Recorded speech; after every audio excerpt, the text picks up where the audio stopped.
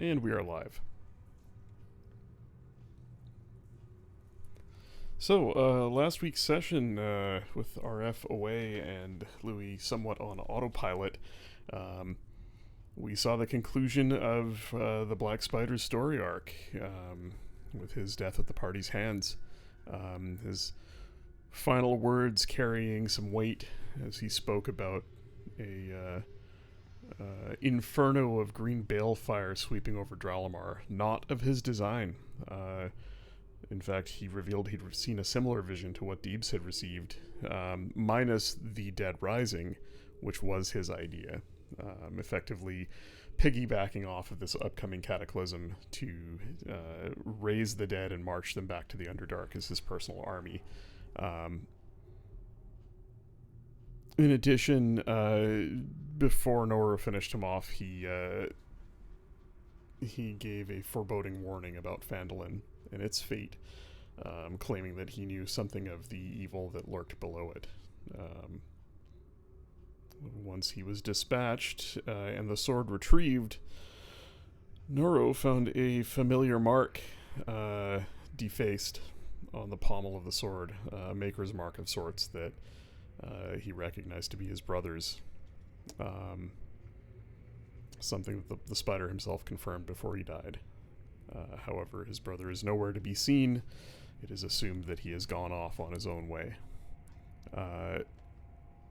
With that concluded, the party set about investigating the area, finding various treasures, including a unfinished, perhaps magically enchanted breastplate. Noro attempted to finish it, but realized he needed another pair of expert hands to complete some of the finer work requiring higher dexterity. There is also perhaps the need to complete the enchantment on it, but our resident wizard will perhaps have to inspect it to find out. A large magically locked spell tome was found, as well as a few more mundane items, bars of platinum and mithril, a fair amount of coin and gems, and a few other things of interest. A large blood-red stone pried out of the breastplate that the Black Spider wore was revealed to be a device capable of casting the teleport spell, although powered by blood magic. It would require that whoever was attuned to it, plus others, expend hit dice and take semi-permanent damage to charge it up. The Wraith, Mordrith, made an appearance again, seeking to drive the party out to complete their bargain with him. Instead, a fight ensued, with the party rather easily dispatching him and the wight that he raised. The spectre that he raised from Nesnar's corpse. With that accomplished, the dwarves moved in, and we skipped ahead a week with people doing a few things here and there. One of the primary accomplishments by Scribble, the rebuilding of the dark-skinned elven statue in the nearby temple chamber. All but rebuilt, still missing its face, which was irreparable. Irreparable? Unfixable. And so we begin this week with a little bit of a recap, as the man, the myth, the legend behind our accented wizard looks back a bit at some of the events over the past week in game, and maybe we roll some dice to see what Louis discovers as he looks over this place. Louis, during most of last week's session, just for simplicity's sake, your character was parked pretty much enamored with the Forge Chamber, a magical conflux, a font of energy bubbling forth from the platform, surrounded by lava. Once the battle died down, he immediately put nose to book and began reading, researching, investigating, looking over this place. So if we were to go back a week, and I think I've still got everybody on the map, In this large chamber with a river of water cutting through the middle of it, a lake of lava, a platform with arcane energy spilling out of it in the middle of that lake. Implements of smithing all about. A large magically locked spell tome that you've found in amongst those smithing implements. What would you like to do to check this place out now that you have some time? Assuming you have the next few days.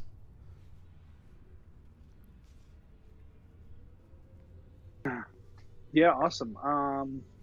So first I'll go up to the altar here, or the. I just want to check out this guy. Um, is it Yeah? Is it an altar? Is it a work state? What exactly is it? It's a large circular platform surrounded by four low stone pillars. The pillars themselves have arcane runes inscribed in them. The runes seem to be dormant, but the well, you could start with an Arcana check. Not bad. The runes are dormant, but they seem like they contain some remnant of power. From what you can tell, the four pillars are part of a focal assembly. Um, in the center of the dais here, you see the outline of what was likely a pedestal, or from the reading you've done of this place, this is a magical forge. Um, there was described an anvil here that you really don't see anything in the room large enough to be that anvil. A large anvil of stone and steel, um, inscribed with a variety of magical incantations. That seems to be missing, and you can see sort of a large square outline around the center of this platform where it might have been removed from, matching Nesnar's story of it having been removed. From the ground itself, a magical circle inscribed in the ground, there is a flicker of blue-white arcane energy that sort of pours forth wildly from the ground and just dissipates in the air about a foot off the ground. Um, your assessment of it is that it is some sort of raw element of the spell weave itself. Um, you have read about such arcane confluxes before. They're very rare, and when one is found, if it's stable enough, can be harnessed to great effect. It looks like this forge stone was built over this conflux, and this entire dais that you're standing on and the pillars about it were built to um, channel arcane energies into a focal point. And from what you've read about this place, you would know that that focal point would be used to imbue artifacts with great magical power. But at this point, it's dormant. Like there's still the arcane energy there, but it has no focus through any of the more man-made magical constructs. Yeah, Is that you correct? know, the missing forge stone itself, the missing anvil, means this assembly is incomplete. And on top of that, the raw spell weave that pours forth from the floor of the platform is weak.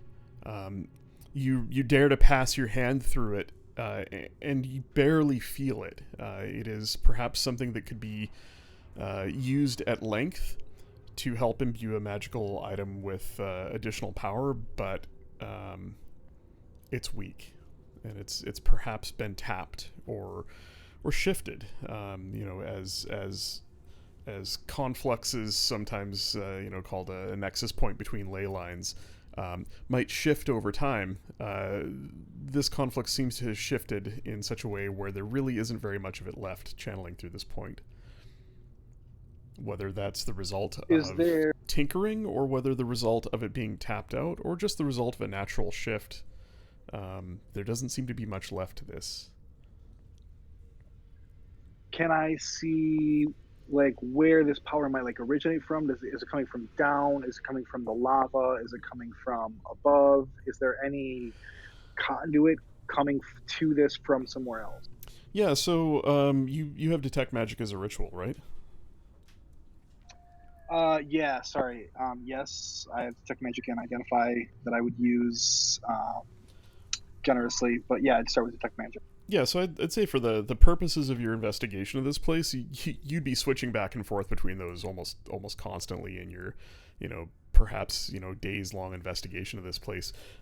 Using the detect magic spell, you're able to intuit that this uh, arcane energy that pours forth, it's actually coming directly out of the ground. And as far as the spell allows you to sense, it's pouring up from underneath like a geyser. It comes from deep within the earth itself. Interesting. Um, okay. Uh, is there any other like over on the sides here? Is there any other um like what is all this other stuff? Is there anything else magical here? Is there anything else of interest in it? Like are these workbenches? Yeah. What else do So I see? Noro did the same from a mundane perspective in last session, and so I'd say in parallel with his investigation of the forge site, Louis would find that there are the remnants of old smithing tools. There are much newer tools that have been brought here, used, and left, likely by the Black Spider and his group. Um, there are signs that recent activity happened here, recent smithing activity. So there's a stack of a couple of bags of charcoal and several ingots, which Nora would have scooped up into a sack.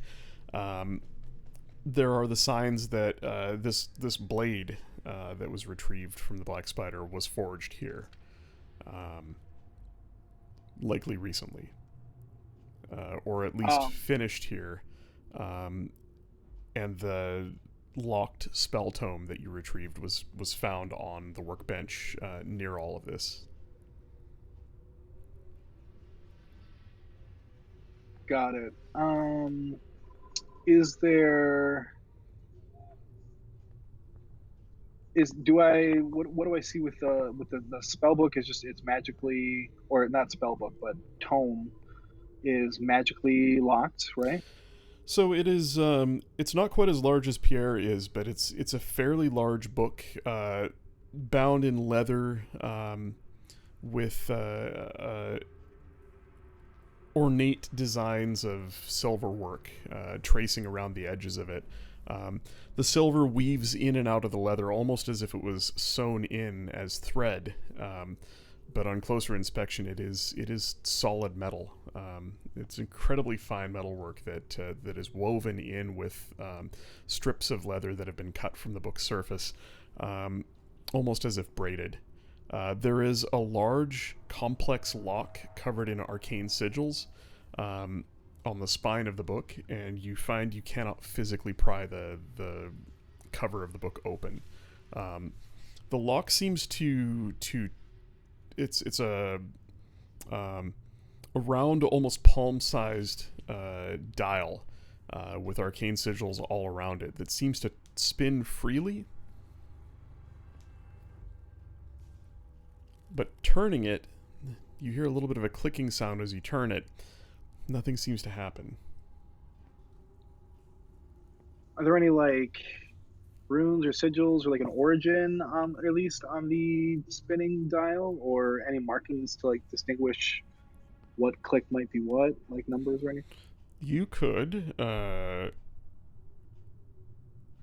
I will like identify it, both identify the lock at least and see if there's anything that I can because I'm not able to dispel magic, and I would also be hesitant to do that for fear of hurting the book. But so I want to see if there's anything else that maybe some sort of focuser that I could find out about this lock at all. yeah. I'm just having a look at your sheet here, so I don't have to ask you dumb questions like what languages do you speak. Um, you recognize some of the sigils are in older dialect of Draconic. It's a little hard to understand, but um, Go ahead and make a.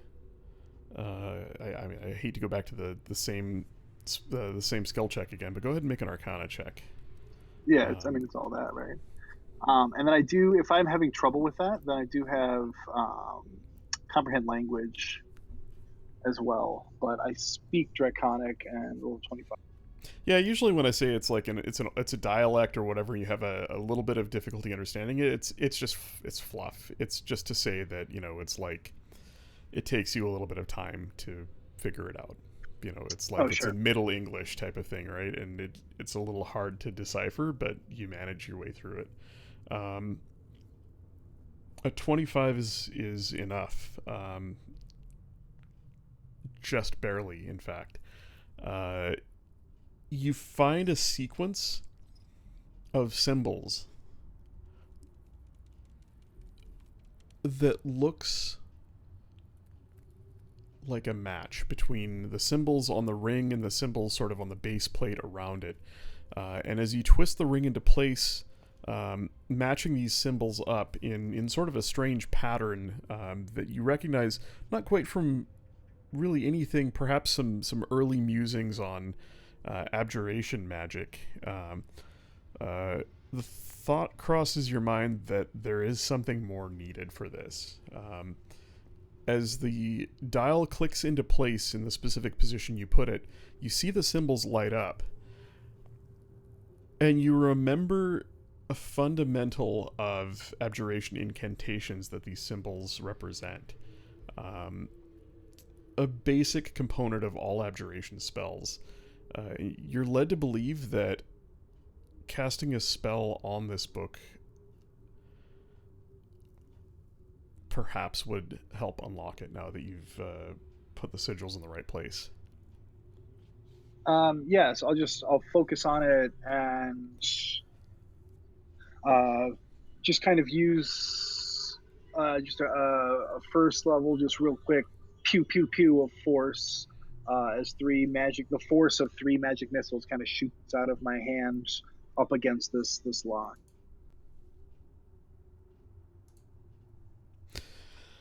As you channel the power of the spell into the lock, it glows brightly. The book flies out of your hands with the impact of the force reflected off of it. The book lays on the ground, still closed. You can see the metal fixture on the spine of the book where this lock is glows for a few seconds and then cools down again. But those runes still stay lit. You don't think that had any effect. But what sticks in your mind is that the pattern of runes matches the fundamentals of abjuration magic. The problem being that abjuration magic isn't always targetable.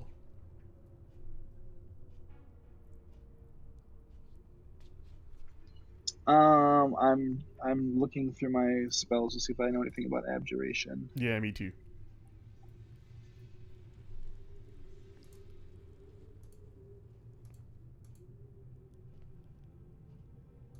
In fact, the very nature of many abjuration spells is that they are self-cast. Yeah, I mean, I do have. I'll try another one. I'll try shields, which is an abjuration spell. Although that's on myself. Um, yeah, but I'll try to at least channel that into the go back and pick it up and. All right. Holding the book in your hand,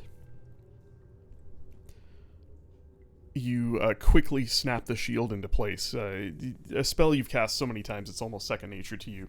As you wave a hand up to bring the shield up, you try as best you can to channel it into the lock on the book. Unfortunately, there's something missing there. And as the shield shimmers in place and then fades away after a few seconds, you can see the runes on the book shine just a little brighter, but it still fails to open.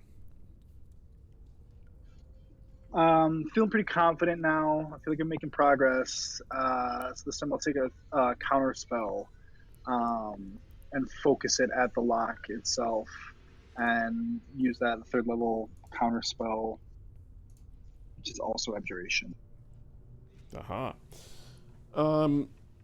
This time, as you utter the quick, it's a somatic, as you trace the quick sigil in the air for the counterspell, this time targeting the spine of the book confidently, there is a flash and the cover pops open just a bit.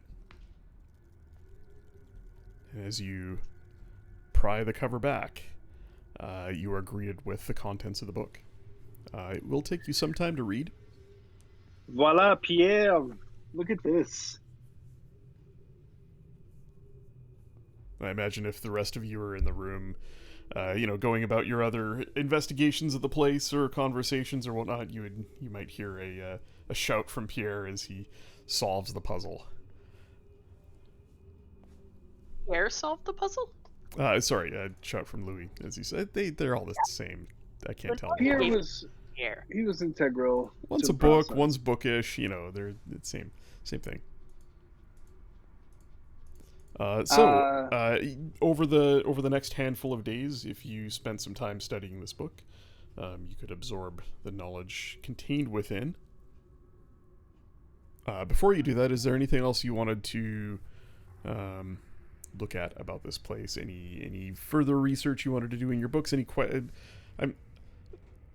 You know the basic history of this place, that the Spellforge was built over an arcane conflux, that it generated, it was a place where great artifacts were created.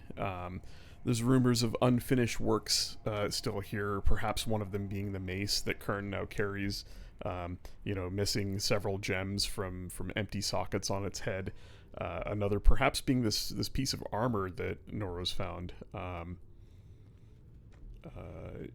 I'd say that with detect magic, it's likely that Louis would have inspected that armor.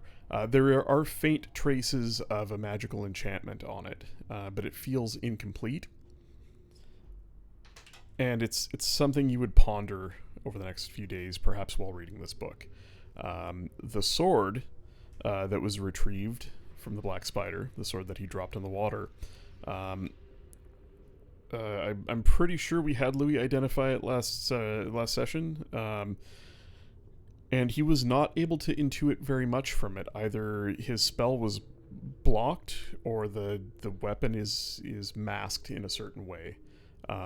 He was able to intuit that the sword is used to control the undead. There is a great power within it, and there really wasn't much else he could tell, almost as if it was hidden from him. And it does require attunement.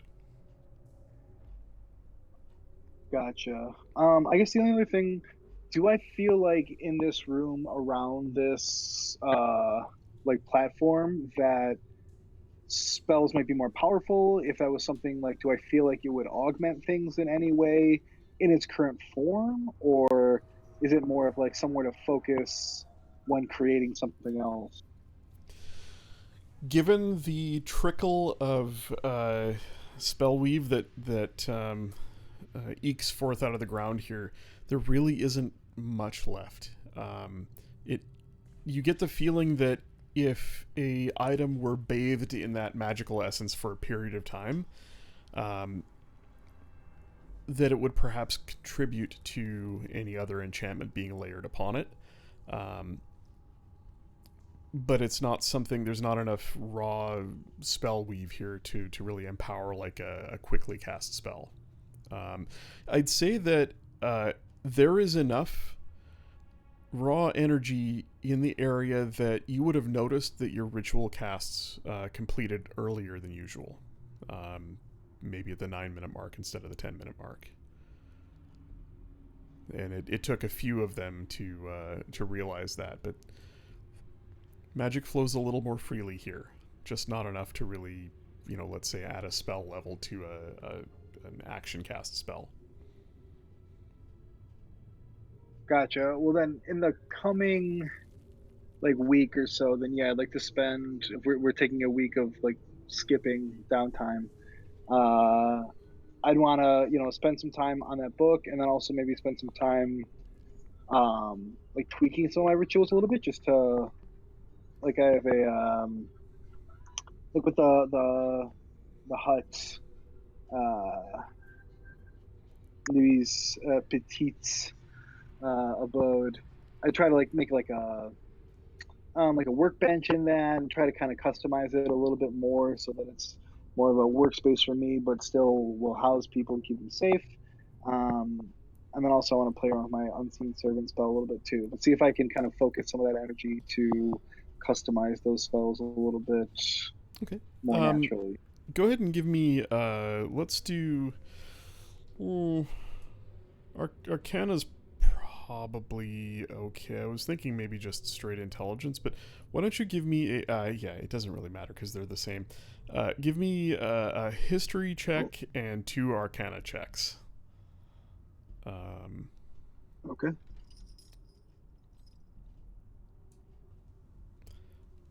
Just for fun, to represent your absorption of the knowledge in that book over the next sort of period of time. History didn't go well. 2 out of 3 is not bad. Over the next week, as Gundren and his brothers and their small team move the remains of their camp into this space, as they begin to clear some of the rubble and bones, and start to work on rebuilding what they can here in this mine complex to move into it. You spend the majority of your time in here reading the book, maybe sometimes sitting cross-legged on the floor near the font of power. Kern, a lot of the time, is watching. He's somewhat committed himself to keeping an eye on you, making sure you're safe. There's something about this room that he finds unsettling. But every once in a while he does leave and go back to the temple chamber and spend a bit of time in there. But for the majority of your time here, he at least stays in or near the doorway, just keeping an eye on you and the place. But generally staying out of your way. At the end of the week, you find the book's a really good read. It's a hard read. It's the last third of it is a little beyond you. But what you learn from it are some more advanced techniques for affixing permanent enchantments to magical items. With some of the arcane formulas in this book, you begin to feel confident that you could, by casting spells in a controlled fashion, in an almost ritualistic fashion, channeled through expendable reagents, a gem perhaps that burns out, burns into a cinder or fades into just a dull stone at the end of the casting, you can channel spell power into an item in a manner in which it remains affixed to that item permanently. Simply put, Louis gains the ability to enchant magical items himself with the expenditure of spell slots and magical reagents with a specific cost, giving the party access to create their own magic items.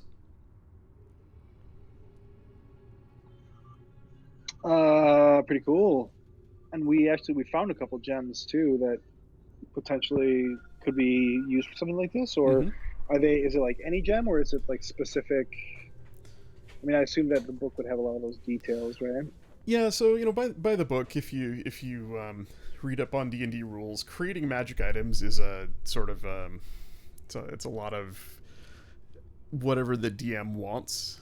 There's suggestions to send the party, looking for rare items. Maybe go kill a dragon and use its heart, and the eye of a beholder, and the tooth of a basilisk, and whatever to as reagents to enchant items. I would say that the formulas in this book contain a little bit more mundane items that have a fair cost to them. Various gems and other types of reagents that might be used in spells here and there, that could be purchased and used in sort of a non-reusable capacity. They'd be consumed in the enchanting process. But you don't really find reference to anything that is so rare as what I mentioned before. It looks like it, at least, and I guess I can just go meta with this and say, in a case where you wanted to enchant perhaps an uncommon item with the ability to deal additional damage, or to affix a spell to an item with a certain number of charges, you might just, let's say, channel the fireball spell through a ruby once per day for 3 days with a spell check against a DC. Failing in consuming the item, failing consumes the item and requires you to try again. Succeeding consumes the item and satisfies one of the 3 attempts. At the end of which you would have an enchanted magical item. Cool. Yeah, we can dig into that more in a little bit. Yeah. I can post some simple rules for it. The rules that I've kind of cobbled together off of the internet and sort of tinkering with it myself a bit, aims to try and allow you to create magic items at somewhere around half the cost that you would purchase them from a vendor, which is sort of consistent with any sort of crafting in 5th edition, which is, like if you do it yourself, the raw material should cost about half as much. The other half being made up by, the expenditure of time and spell slots. And I've got a little chart that basically says the higher the rarity of the item you're trying to create, the higher the spell slot and number of times you would cast it, and amount of reagents, as well as the higher the DC. And we can tinker with it and fiddle with it. We've used it in our home campaign a little bit to some decent effect, but it's an attempt to sort of give some player agency and allow you guys to maybe try making some of your own stuff instead of just, waiting for the DM to drop loot on you. Similar to, the party has gone to Linene in the past and asked for her to craft stuff for them. Typically only common and uncommon magic items from a shorter list. This book allows you to craft up to and including rare magic items. Right on. But I will warn you, they take days, or in some cases weeks, of repetitive spell casting, consumption of spell slots and reagents. So, it's not really a shortcut. It's just a way to get what you want exactly how you want it, as opposed to hoping that the magic item shop has what you want, or hoping that the Dragon's Hoard has what you're looking for. So and there you we go. raise our magic item bitch now. Guess so.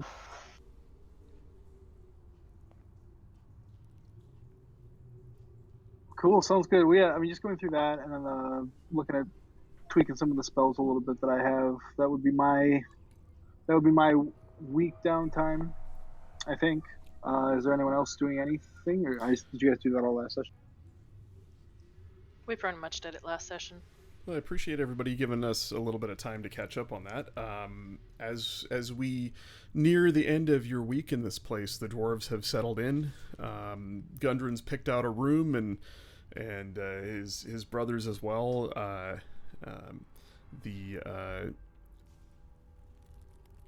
The statue scribble finishes as much as he can of the statue in the temple chamber. If anybody'd like to take another crack at figuring out who it is, you could feel free to go have a look and make a religion check. Sorry, it's put together as best he can make it now?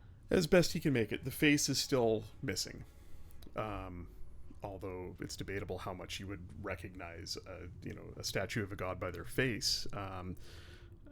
It is a tall, slender, dark-skinned or dark-stoned elf. Long, slender ears, thin limbs. She is completely unclothed except for a long swirl of hair that wraps around her body. The hair is almost seemingly made of a different stone that is silver with almost a glittery look to it. Yeah, I'll try a religion check. Alrighty. Nope. Why is my religion high?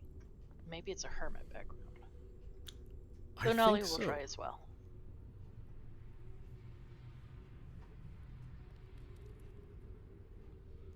Interesting. Nice.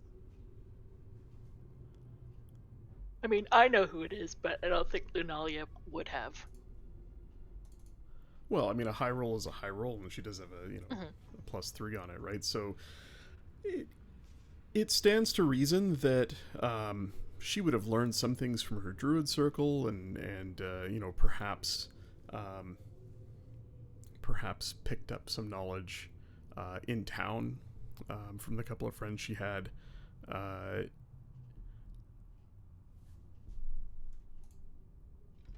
Give me just a second here.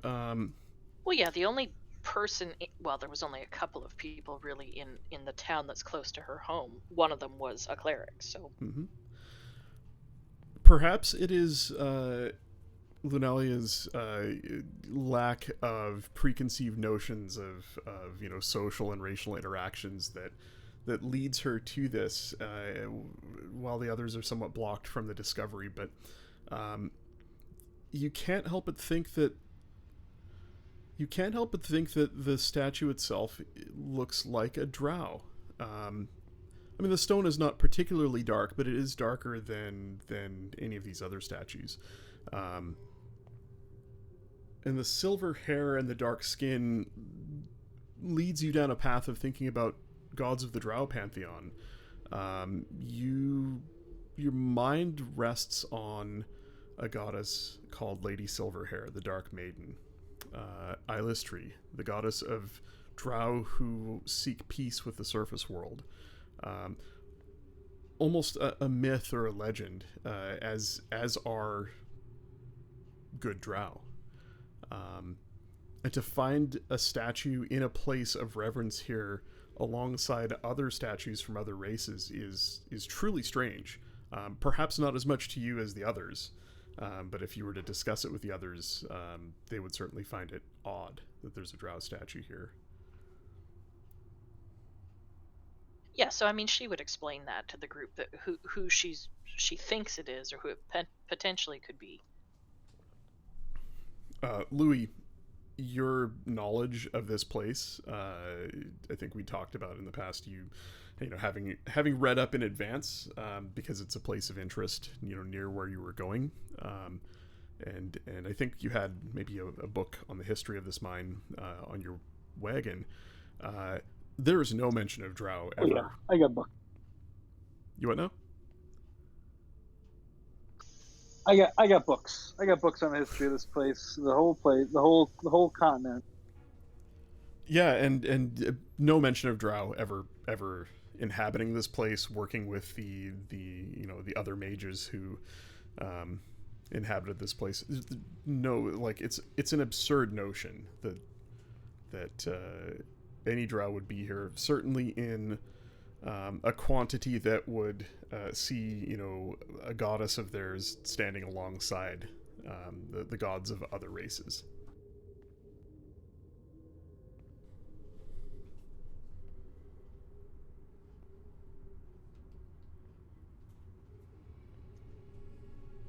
And what's interesting about it, most of all, is that it's been defaced. Perhaps indicating something that happened. Didn't the Wraith say that he defaced it? Did he? I thought so. Mm-hmm. He's the one who blew it up. And he is the one who shattered it there a few days back as well. I believe, yeah, you get me thinking now. It was a couple sessions ago, but I believe he might have even mentioned something about a betrayer.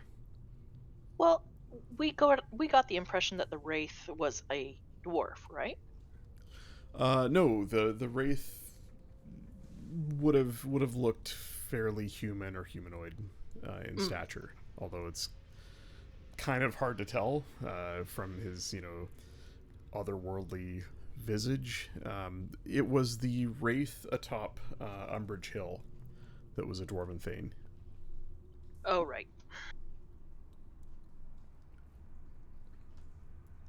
And actually, Louis would probably, after the fact, have been able to read in the history books about the Wraith. He had identified himself as Mordrith, and you would find a name. Give me a second. Let me find it here in my notes.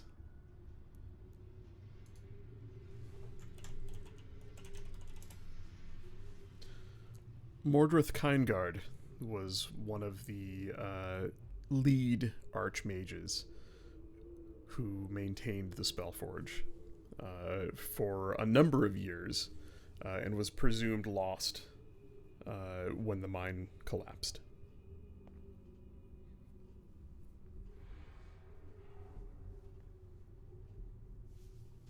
Well, now he's no longer presumed lost. We know he was lost.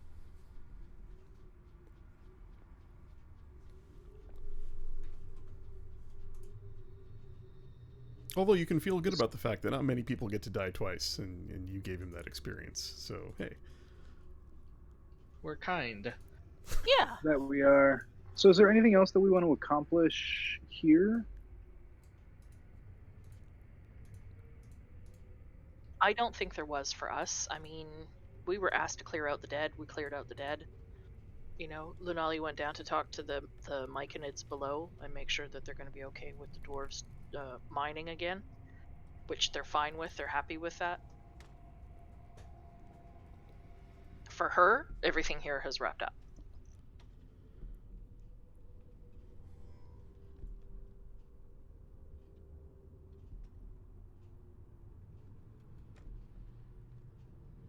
I think the only other thing was, did you look at the armor?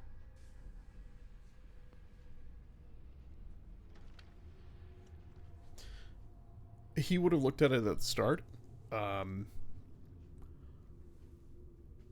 it's been partially enchanted or used to be enchanted or something, right?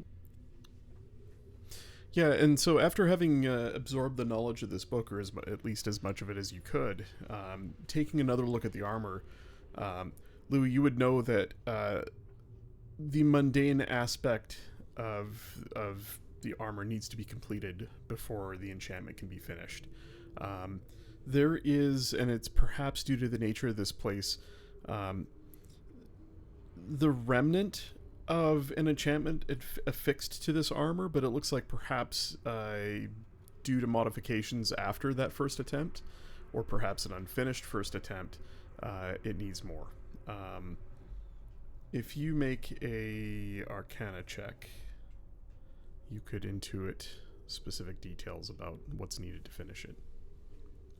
Clearly, there is a little bit more work to be done on the, and I think 14 is just enough. Let me just check the DC here.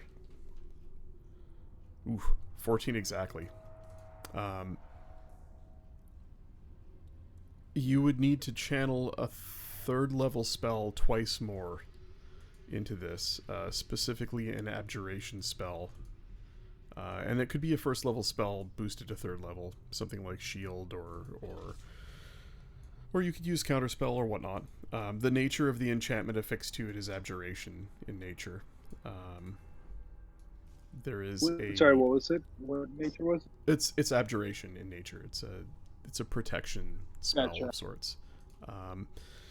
Using detect magic combined with your Arcana check, studying what had begun on this item, you can tell that if completed, this would be a +1 breastplate that provides advantage on saving throws against breath weapons from dragons. Pretty rad. It would require 2 more casts of a third level spell of the Abjuration School, 300 gold per cast in reagents, assuming that you make the DC 14 check to complete it. There is also one more blacksmithing check that needs to be made that is a little bit higher DC than originally required because Noro failed it the first time around. What we talked about last week is He could go back to Phandalin and get Dalgrin, the other smith, there to help him, and it would be easier to complete the.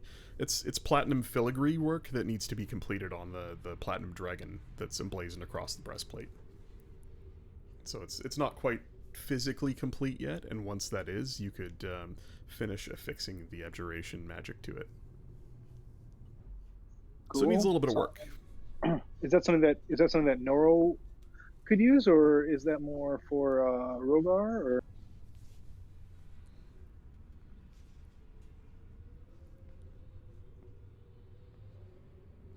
Well, I mean, now that you've identified it, that would.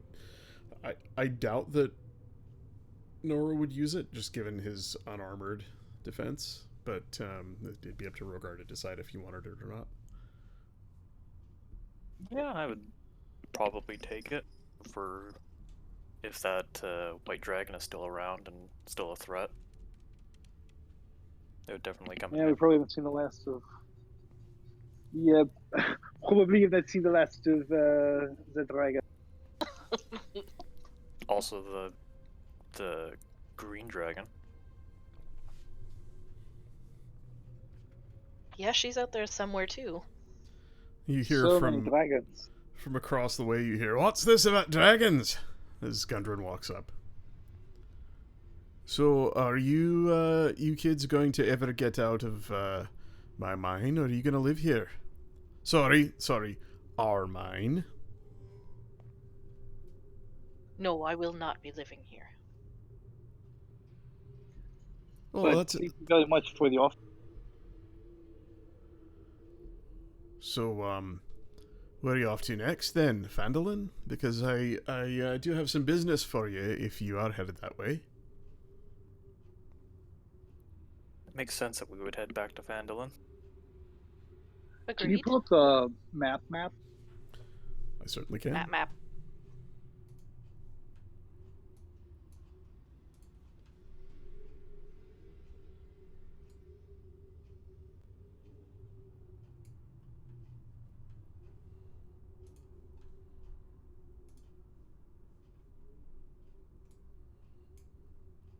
So it's what, like half a day to Phandalin? It's a long day's travel to Phandalin. Kind of depending on if you're traveling light, if you're staying, trying to stay out of sight.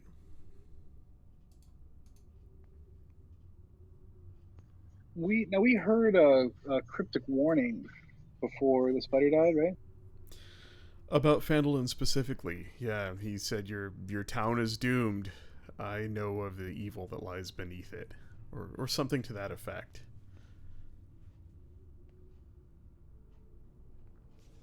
And then also something about Dralamar. Yeah, he had revealed that he'd had a similar vision as what Deebs had seen of green balefire rolling through the streets, burning the city, burning the residents of the city. However, in his vision, they did not rise from the dead. That part was his plan, was to use this mysterious cataclysm to swoop in afterwards, raise the dead, and take them away as his army.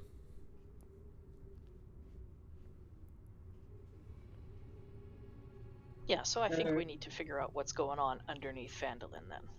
And to do that, we're going to need Paramon. But we need to find him first.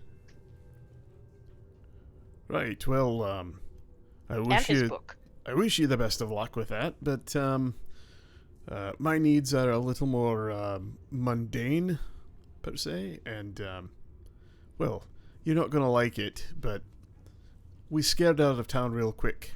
There were a lot of folk looking for me, looking for this place, and looking for a piece of it. Seeing as how you are all partial owners now, I'd appreciate it if you would kindly go back to town and tell them to shoo away. What better way than to announce yourselves as owners of the Lost Mine?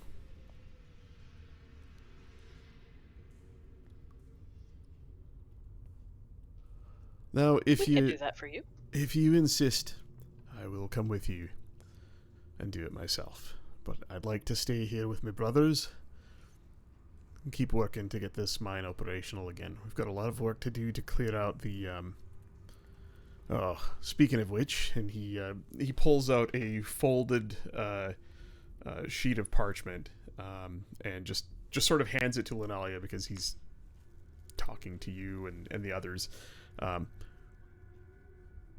This for the miners' exchange, preferably to Halia directly.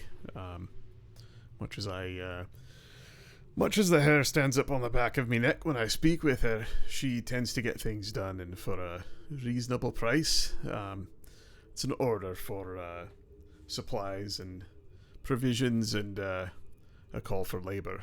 Now that the mine's been discovered, we need some help clearing out the entrance, getting it operational proper. We can't use this little side tunnel we dug forever. So we'll need some more folk. We'll be using some of the coin that you fronted us to that end.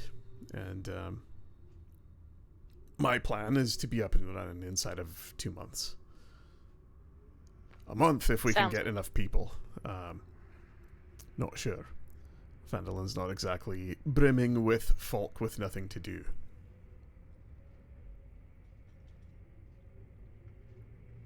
I will pass this along to her. Thank you. Right then. Well, oh. Take those 2 lads that you brought with you back, would you? And he looks at Louis.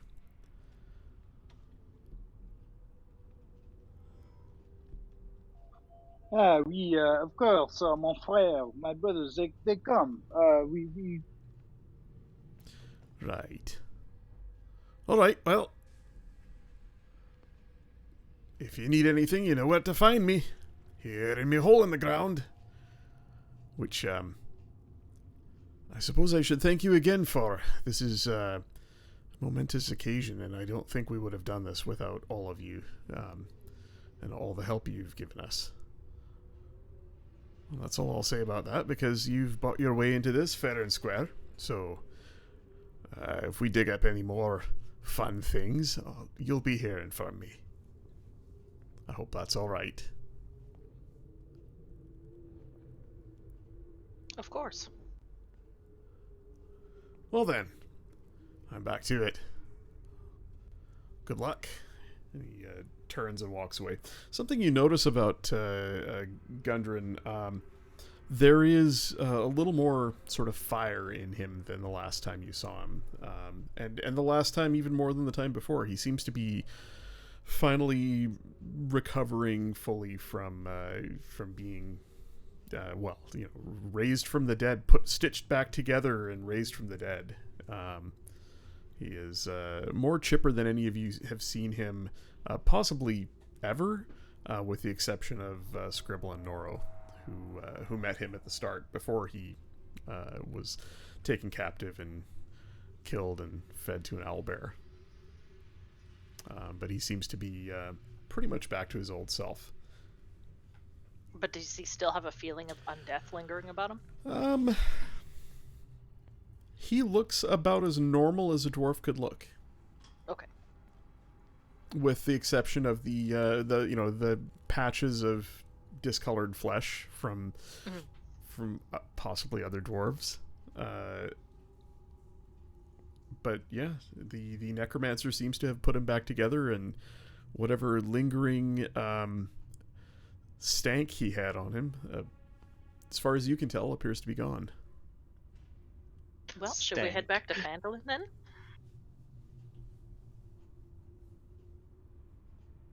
I think so. Oui, it's a good idea. Sounds like a plan.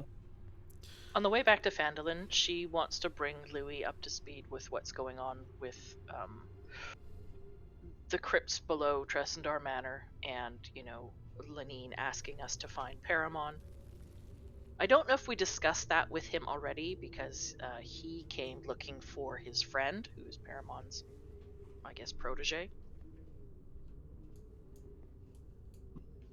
I would very much like to find this Perimon. Well, And he's so tasked you us also with. have Albrecht's notes. Mhm. Oh, Paramon yeah. is looking for his book, his spell book. Do we have any leads on that? I don't think so.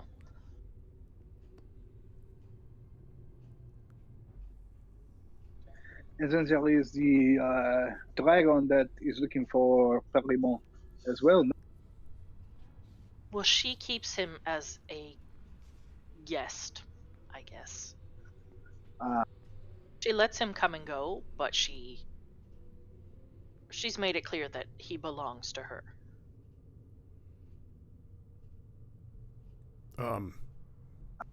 this Hey does not guys. sound good. Hey, I'm thinking about staying here. You guys gonna be okay without me? Kern walks up. Yeah, we should be fine. I mean, this is probably a good place for you to stay for a while. It's has a shrine to Muradin. It's got plenty of dwarves here. It's out of the way. I was just thinking, I mean, I know a couple of them don't really like me too much, but well, I got a feeling like it's nothing for sure. I never really know for sure, but I got a feeling that they need me. Well, if that's what you need to do, then that's what you should do. Yeah, I don't know. It's never really that clear. Like, I don't pray and hear things or get visions like Deebs does, or I'm not special like that. I don't know, but I got a feeling this is a place for me to be. There's good here, and I need to keep an eye on it, make sure that that good grows. So he pulls the mace out and just kind of holds it out to anybody who will take it. And he's like, I know this was just a loner. I don't feel right keeping it. You guys should, I don't know, maybe take it and sell it or give it to Deebs or just hang on to it, in case you need it. But it doesn't feel right for me to keep this. I mean, I don't see anyone else who's going to be using it right now. Or I could hang on to it for you. I mean, we use it to defend this place. And if you want it, you come back for it. I think that might be best. Yeah, all right. Well, hey, wish the Forge Lord, warms your camp at night and watches your. I don't know. Be good. Good things will come to you. Thanks for. He just kind of shrugs and turns and sort of slowly walks away. A pleasure. Good luck.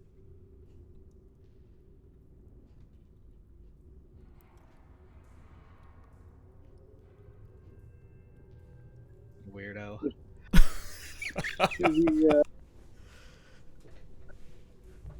Should we head out then? Yeah, I think so. All right. You pack up your meager provisions and prepare to head out. Finding Federa and Samnus on your way. Both of them outside. Samnus near the entrance of the cave, and he, seeing all of you, points, and you can see Federa off in the distance, just having a walk around the now completely vacated camp. pretty much everything has been, packed up and moved inside, with the exception of a few empty crates, the wagon, and of course the 2 oxen that are penned up, who have seemingly survived uneaten. Although you get the feeling that somebody's at least been out here keeping an eye on them. Fedare walks up. So, you look like you're set up to get out of here. Are you going back to Phandalin? We are, yes. Care for some company? Well, I'm sure you two would love to be out of here. Monsieur Fan said a week no more, and it's been a week and more. So, he is safe enough in town, but I think we should probably get back to him before, he chooses to stop paying us. Samnus just grunts. Plus, my friend here, he had a bad experience with, you were there. This place makes him nervous. He's always watching the cliffs now. Isn't that right, Samnus? He looks nervously at the cliffs again. Well, let's get you someplace safer. Perhaps with a roof, yes? Yeah. Roof is good. Alright, we'll get our things. We'll see you in a few minutes. They both jog inside to pack up their packs. And so, the party sets out with a couple extra in tow, heading back to Phandalin. You know the way. It's a day's journey, maybe slightly more. You'd likely arrive late in the evening or at night. So as you prepare to set out, why don't you tell me who's going to take lead and maybe make a survival check along the way, as well as decide how you're traveling.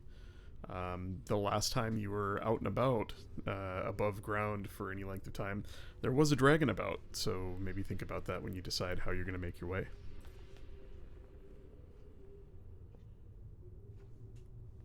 I mean, I can lead the way with my perception and survival skills. Are we like on foot? We're not with a wagon or anything now, are we? Just Other on than foot. Louis' wagon. Yeah, on foot except for the little squeaking wheels of Louis' cart. Monsieur Oiseau, do you want to leave?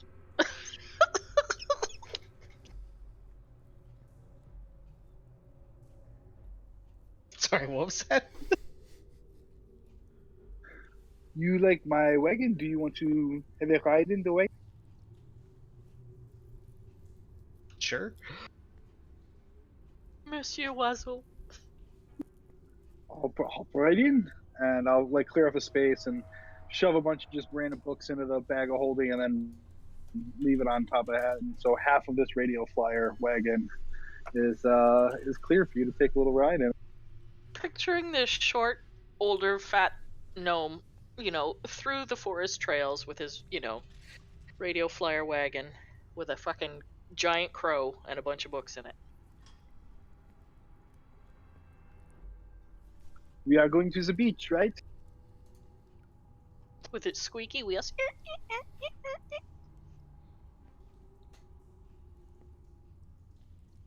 So are we slower than usual because we now have this wagon?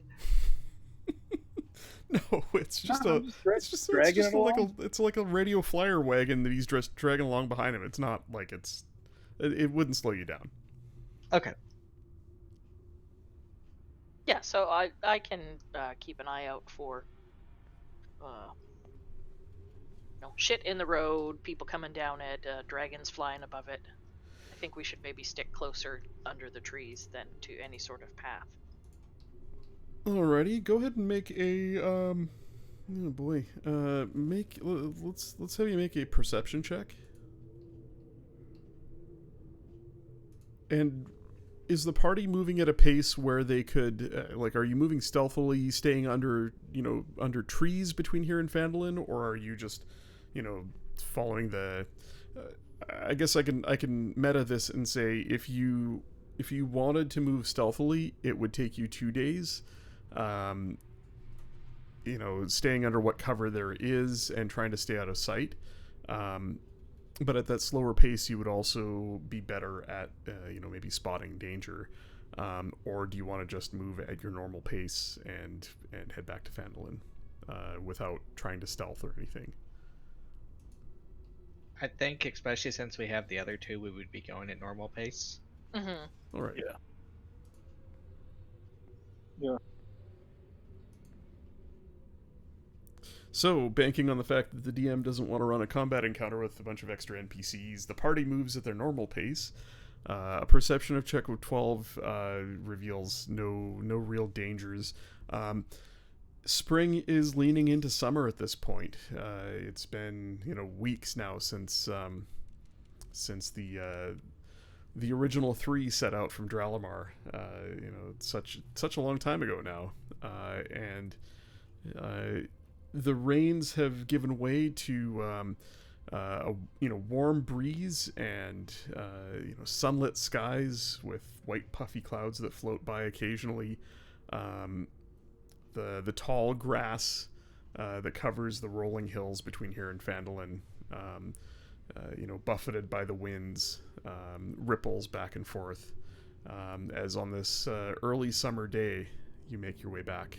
Go ahead and give me a survival check just to see how easily you find your way. I mean, it's westward and it's not a tough journey, and it's one you've made a couple of times now. And yeah, you have no real issues getting back to Phandalin. The sun's setting a little later now than before. You arrive at dusk as the light wanes. You hear the sounds of the bustle of your familiar, now maybe almost hometown, as you come over the last hill and you see Phandalin in the distance. A little bigger than before. And as you make your way into town, I don't have an updated map because that would require me hacking on this piece of art that I found on the internet, but maybe someday I will try to update it. The fields south of town on the hill there is a new building being erected. A low stone wall being built, perhaps a new farmstead. As you enter town proper, scaffolding around Townmaster's Hall indicates construction. It looks like there is work to raise the tower higher, as well as perhaps to expand the main building. You see the familiar town square has several carts and wagons in it. Some of them with merchants and travelers leaned against the side of them, drinks in hand, cooking fires going on the town green.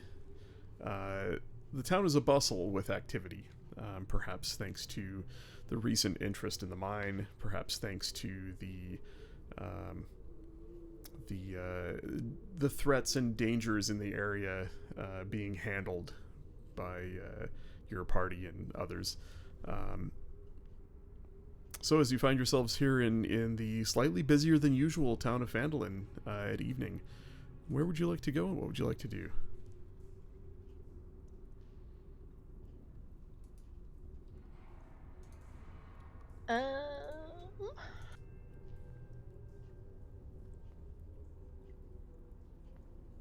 Well, Lunelli would stop by the Miners' Exchange first, looking for Lenine. Or not Lenine, Halia. what's her face? Halia. Alright, you stop by and you catch the tall, balding fellow whose name you've never actually caught, I don't think. Can I help you? Oh We're yes, just I was hoping closing. to find Halia here. Oh, she hasn't been here in days. You'll find her at Townmaster's Hall. She's, works there now more than here. I run things now. Mott is my name. Ah. Well, this is a mining-related request. Should I bring it to you or to her? I suppose I could have a gander. He takes it from you, pulls a pair of wireframe spectacles out of his pocket, fixes them on his slightly overlarge nose, and leans down, cranes his neck to look at it.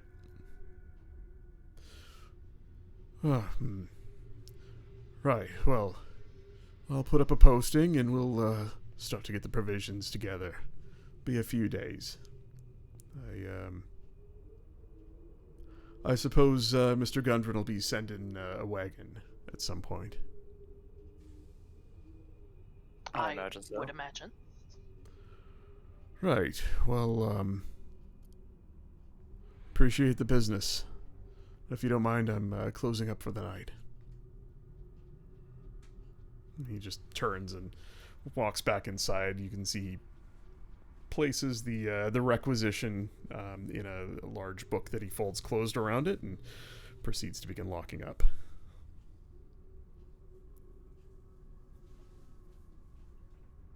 I'll go back to the like the main square. Is there like a for like quest board type of thing, or like updates or something like that, like postings or something? There is a board of sorts on the side of Townmaster's Hall, sort of facing the, let's see, on the map. I just realized the map on the stream is way off center. Let's fix that. There we go. The side of Townmaster's Hall, like on this side here, in between the construction materials, the planks of rough-hewn lumber and the scaffolding that's put up around the side of the building, there is a rather large board. It's a lot of it is empty, or there are scraps of paper that have seen more than a few days of weather. Is there something particular you're looking for, or would you like me to random generate some quests?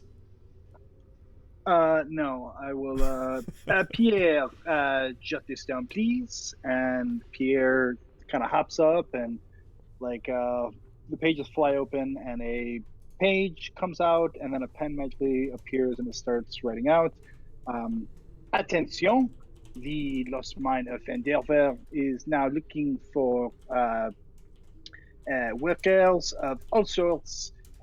Please report to Gundren, at the mine for, and then I'll Nobody knows where the mine is, though. the mine is that way. With a Report to big the arrow. miners exchange. That way. Yeah. Report to the miners' exchange, maybe. Oui. Brilliant, thank you. And then I'll kind of flourish over it, and it kind of just the page just floats up and sticks onto the board, and I'll kind of wave my hand so it has just kind of a faint glimmer around it to be more noticeable. All right. Something that Gundren mentioned kind of stuck in your heads about not being sure that Phandelver really had any idle folk around, but maybe something he didn't realize is that your party brought I think 20 or so people from Coneybury here, refugees from the orc attack, and the horrible plague of undeath that befell the place. So they're actually, that's something he may not have thought about, but it occurs to some of you at least that there might be some idle hands here, and it might actually be easier than he thinks to find some labor. Remind me, Halia is kind of the mayor now, right? Yeah, so I think I don't remember how much of the party had spoken to her at Townmaster's Hall. Certainly Scribble and maybe a couple others. That's where you would have met Silas as well. But Darren's mentioned it and Ulrich's mentioned it as well, that basically Ulrich tapped her to help with administrative work when he took over so that he could focus on building the militia and, protecting the town. And I think even Darren mentioned that she's done a pretty fantastic job of it. As much as he'd like to not trust her, she hasn't shown any sign of being in it for any reason other than she's doing a good job and is, kind of showing that off. So they've begrudgingly developed a lot of respect for her. Does it look like Townmaster's Hall is still kind of open? Like, are there still lights on inside? Yes. Rogar would head in to look for Halia. And potentially look for Ulrich. Right, okay. So, you do find her inside. In fact, you hear voices from within the Townmaster's office as you walk into sort of the foyer. And if you head back that way, you'll see that she is behind her desk. The desk is, piled with paperwork and, scrolls. And in the room with her is a red-skinned, horned man with dark hair. A very formal-looking suit, long coat of some sort of bleached tweed material. He has a thick black ribbon tied in a bow around his high-collared shirt. His curled mustache and long pointed goatee lengthens his face to a point. He turns and looks. Halia, I believe you have a visitor here. Good sir, I did not see you standing there. Welcome. Perhaps I should leave. I didn't mean to interrupt. Yeah, that's exactly, Dark. That's exactly what he looks like. He's the Colonel Sanders, the devil. He's somewhat a cross between Colonel Sanders and DiCaprio from Django Unchained. Was Rogar not there whenever we went and talked to him? Pretty sure he was. Yeah, I was there. Okay. It's not that he doesn't recognize you, he's just addressing you formally as a Okay, gentleman. just making sure. I mean, I don't think I talked to him. I think that was kind of all you guys. I was just in the back of the group. So yeah, I would just, guess bow a little. Sorry, I didn't mean to interrupt if there was a conversation here. Oh, what? Not at all. Not at all. I was just paying a visit to my fine friend here. I'll be on my way. Halia, you have a fine evening, and do remember to follow up on that thing we spoke about. I'd very much like to see what progress you've made by the end of the week, please. And he turns and leaves. She just looks at you. You can make an insight check if you wanted, just to read the room. Nope. She might be happy to see you. Kind of hard to tell. She just looks up. Are the others here, or is it just you? The others are also back. I came in looking for you to tell you that we've returned from the Rockseeker camp. Do you happen to know if Ulrich is around? I have an idea to maybe have some of the merchants leave town, but I would like both of you present, just to make things a bit more, oh god, what's the word? More... official? Yes. Thank you. Well, why don't... She looks around the room. Why don't you... And she looks kind of annoyed that you're here. Like, she's already too busy as it is. Why don't you tell me what it is you've done, so that I'm not surprised by any of this? Well, we have helped reclaim the Rockseeker camp, cleared it out, and it is beginning mining operations. It should be up and running in about 1 month to 2 months. We've already brought a notice of. We've already brought a notice to the Miners Exchange asking for more work, and we have put a note on the board just outside to let people know that if they're interested to report to the Miners Exchange for this. We have also, myself and members of the party have staked a claim into the mine. So we own part of it. Her face kind of lights up at that. The eyebrows go up, and there is a renewed interest suddenly. You've bought your way into the mine? Yes.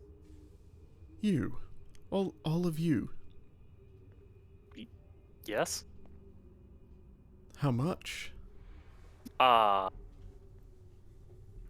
Probably shouldn't go into detail. Oh, come now, you can tell me. I don't really remember. It's a number between 1 and something? 25% of the mine? Yeah, it's Is that what it is? 20, Yeah. 25, I want to say. Yeah, I don't recall if Deebs Yeah, was it's there when 5. you guys made the deal. I don't think so, so I think it was 20, and then Louis bought in, and it's 25. Yeah, I think it's 25 now. Yeah, we own a quarter of the mine. Okay. She just Uh, she nods slowly, taking that information in, and kind of looks down at the desk. Well, that is surprising. I am impressed by your tenacity. I know that there are quite a few folk in town here that are after a piece of that mine. I'm assuming now that you've made an investment, the Rockseeker brothers are stable and won't be looking for any more investors. That would be correct. Shame. I'd hope to get a piece of that as well, but... Well, perhaps if you find other interests, I can talk you out of your share someday. In the meantime, what is it you were thinking? And why would you need me there? Well, I mean, I would like to bring you and Ulrich there to the inn, where I believe a majority of the... I believe he said vultures lie in wait to claim a stake in the mine, and announce that he is no longer interested and that we have staked a claim. Ulrich was there in the signing of us buying and owning the mine. I believe he still has the paperwork, and having you there would potentially make it more official, seeing as you run finance, I think. Darling, I run everything in this town nowadays, except the militia. It's taxing, but I get by. It'd be easier if I had less visitors. She looks at the door. Or perhaps less visits from a certain someone. But I doubt you could help me with that. I'm guessing the Redskin gentleman? For a minute, I thought you said the bread skin gentleman. Yes, the loaf. Delicious. The Muffin Man? Yes, Yeah. the Muffin Man. Do you know the Muffin Man? No. She looks at the doorway for a long few seconds and then looks back to you. I don't think I'd ask that of anyone. No, he's far too powerful to forget I said anything. My problems are my own.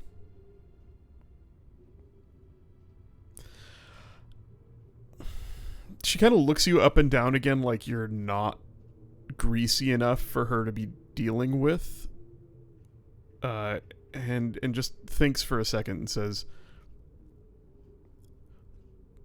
"Do send your short friend my way if you happen to see him, would you?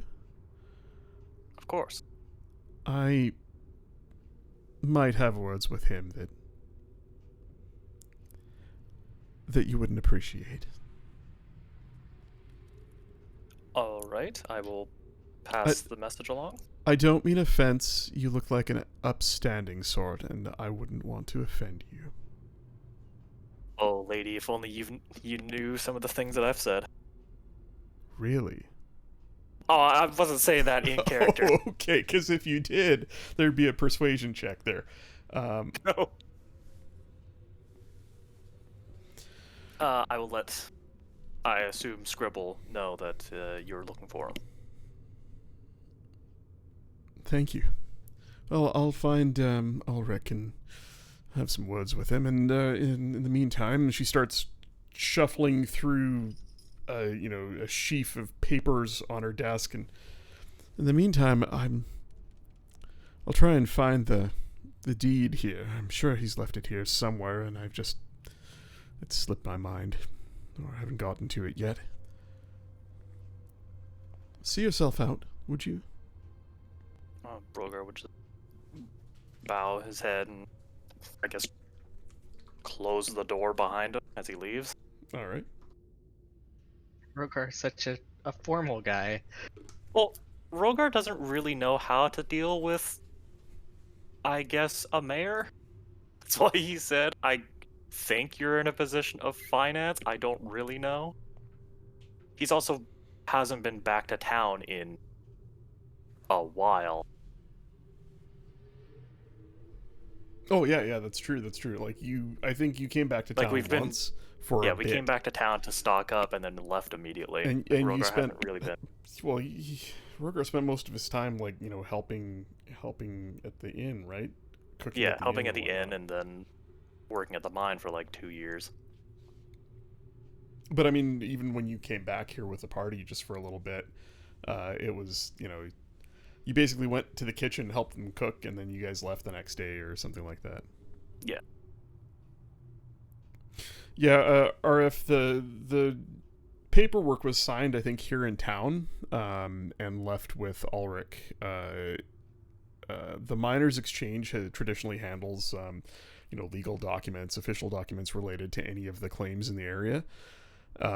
And in the shuffle between Ulrich taking over as town master and Halia helping him out and sort of working between there and the Miners Exchange, it's kind of obvious that she is working way harder than she's used to, and this is basically the NPCs covering for the DM forgetting that you guys left the paperwork with the town master. So yeah, it's there somewhere. It's a mundane detail that they've basically, it's not a big deal that it's lost. It's just in a stack of backlog on her desk. Right. Yeah, didn't we go to the Sleeping Giant, which is basically converted to the barracks? Yeah. From a narrative perspective, it was better for her to be surprised that you guys, bought part of the mine than be like, "Oh yeah, I got the paperwork last week. That's pretty cool." Mm-hmm. But yeah, it's Cool. it's not a plot element that it's missing. Sorry, say that again.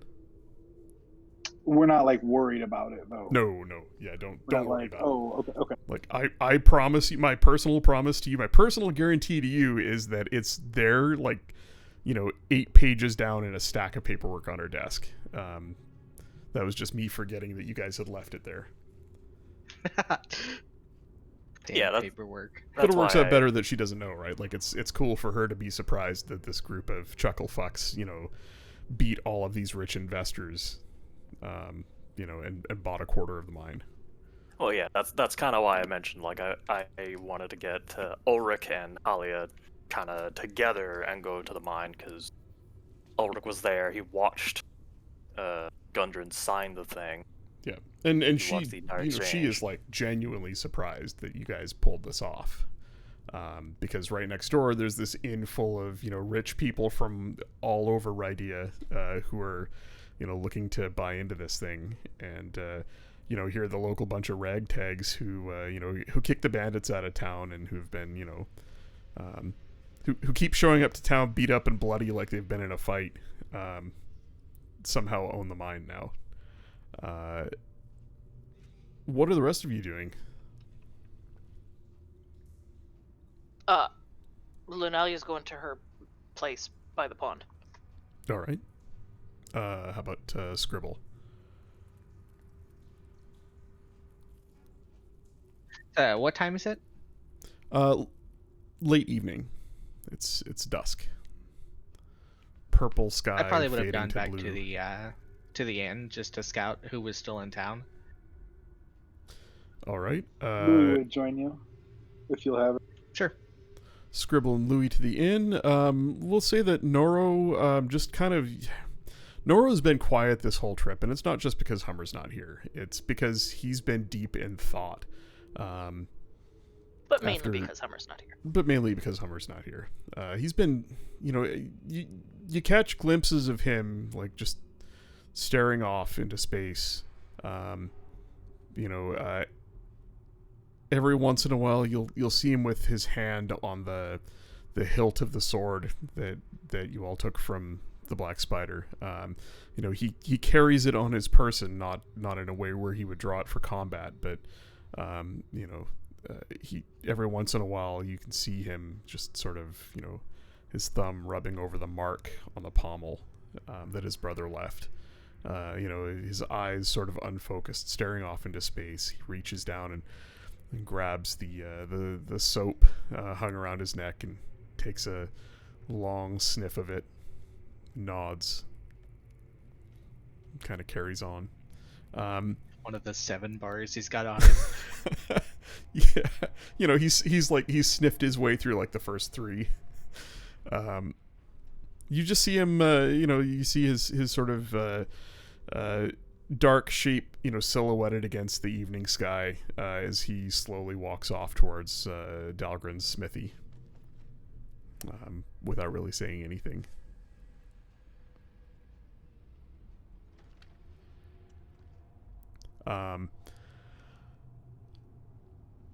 As Noro walks away, Scribble and Louis, you hear a belch, and an empty bottle flies through the air, crashes 3 or 4 paces behind Thieves? Noro. Did you just say Deebs? Huh? Sorry. Uh, Old habits. I meant Scribble and Louis, and as you see Noro walking off, you see a empty bottle fly through the air and land about 3 or 4 paces behind him. A belch from behind the building. Hey, you walk away. Owe me a fucking castle. Oh. And Scribble, you see a familiar shape stand up from where he was slumped against the wall of the inn on the outside. Madrick, wearing a dirty, torn tunic and ill-fitting pants, barefooted, a half-empty bottle in his other hand, looks up and his eyes meet yours. I think the dragon killed him and took his castle. What the fuck? Sorry, are what you- happened to your castle? What the fuck are you doing here? You owe me a... Who the fuck are you? And he looks at Louis. Fuck. You owe me a Bonjour. castle. Je suis. Didn't we give you a castle? Have you lost it?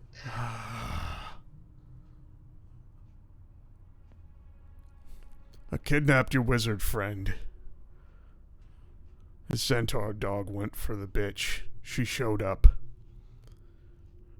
Idle threats. Couldn't make it past the front door. I think the castle's magical. I don't know. Before we know it, a dragon is dropping chunks of towers out of the sky on the fucking castle. It's gone. Half my lads are dead. The other half scattered. I woke up back here again. So you owe me a castle.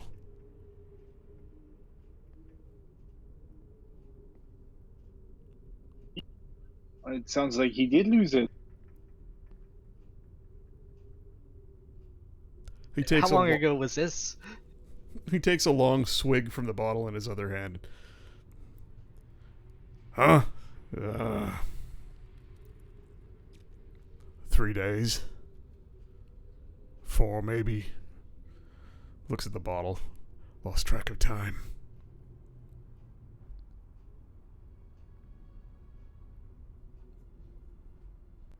Then he just kind of leans up against the building. You can see he is drunk. Very, very, very drunk. Someone ask him where Paramount is. You're not there. I know. He kind of points in your general direction, Scribble, as his eyes wander. We will have more words tomorrow. And he just kind of slumps down on the ground and is out. The remnants of his bottle spilling on the ground as he drunkenly snores, leaned up against the side of the building. Look over at Louis. Like, remember the guy we talked about? Which guy is this? The one who was going to hold, like we had explained the holding of the wizard at the castle, right?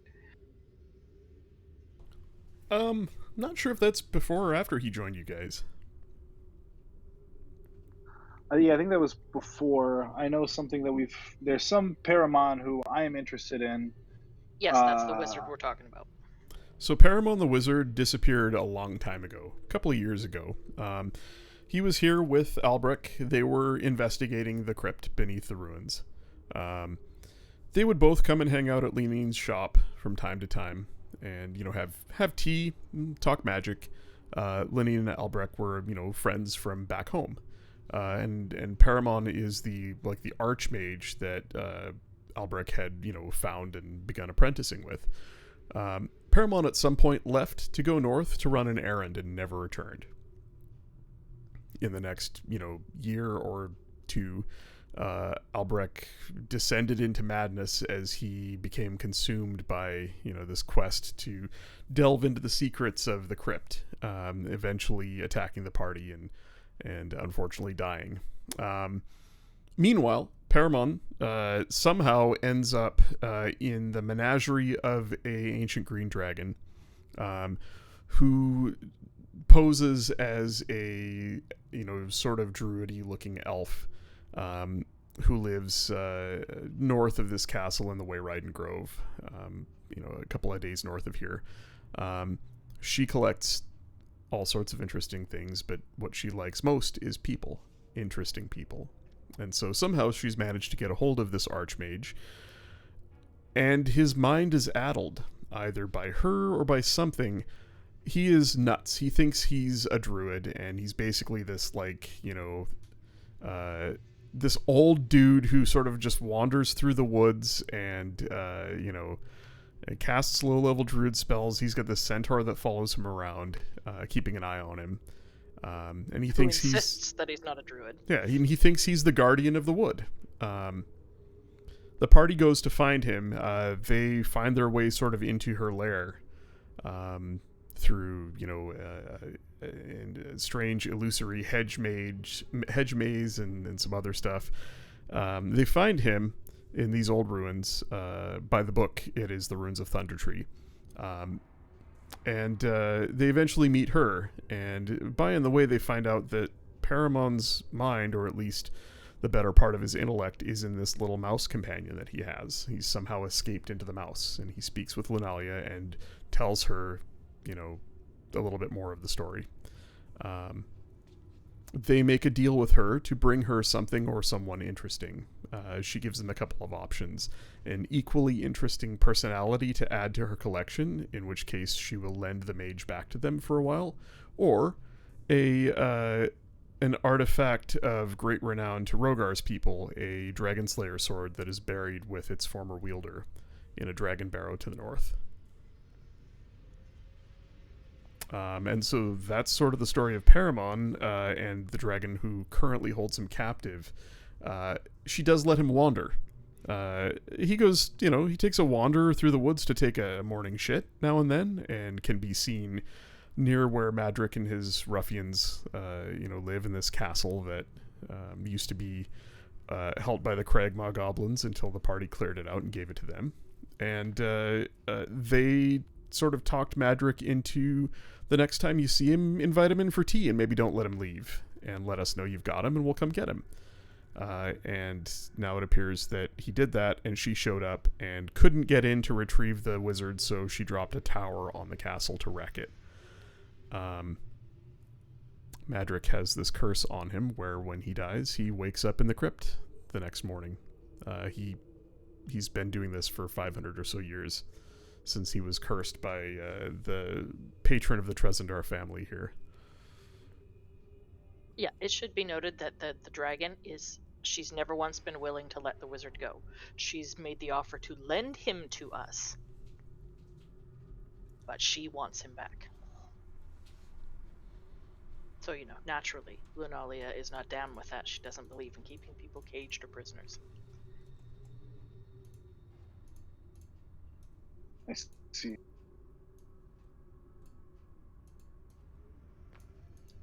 So we should probably ask this guy what he did do with Paramon when he wakes up. Yep. But in the Assuming he meantime, knows. Louis and Scribble, what are you guys doing? But yeah, so but we had described or whatever. We said we described the castle or whatever, where, the situation with Magic, right? I thought we had to Louis. Yeah, I think you conveyed that to him at some point.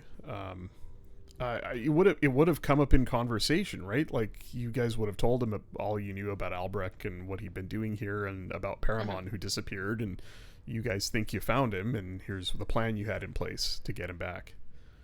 Okay, yeah, so that's where I was going Yeah. with. This is the guy Gotcha. who owned the castle to Louis to describe Magic. Mm-hmm. But it sounds like he'll want to talk to us in the morning after he wakes up. Yeah. Well, maybe he will not want to talk to us, but we should talk to him. He will pretty much do what he wants. Whether we want him to or not. It's kind of obstinate like that. I mean, he's definitely going to want his sword back, so. Where is his sword? Probably wherever he died. I'm not there. Never mind.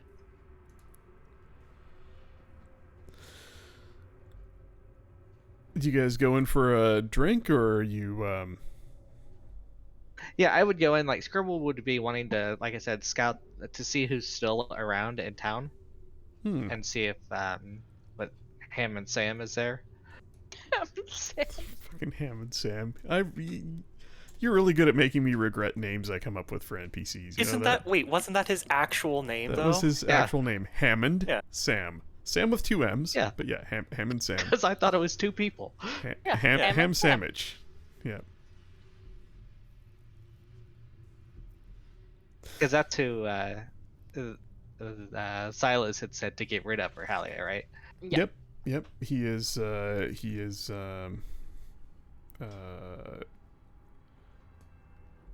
I think I had revealed this to you, and I don't remember. It's in my notes that it's well known, so I can probably reveal this, but he is I think Halia might have even told you.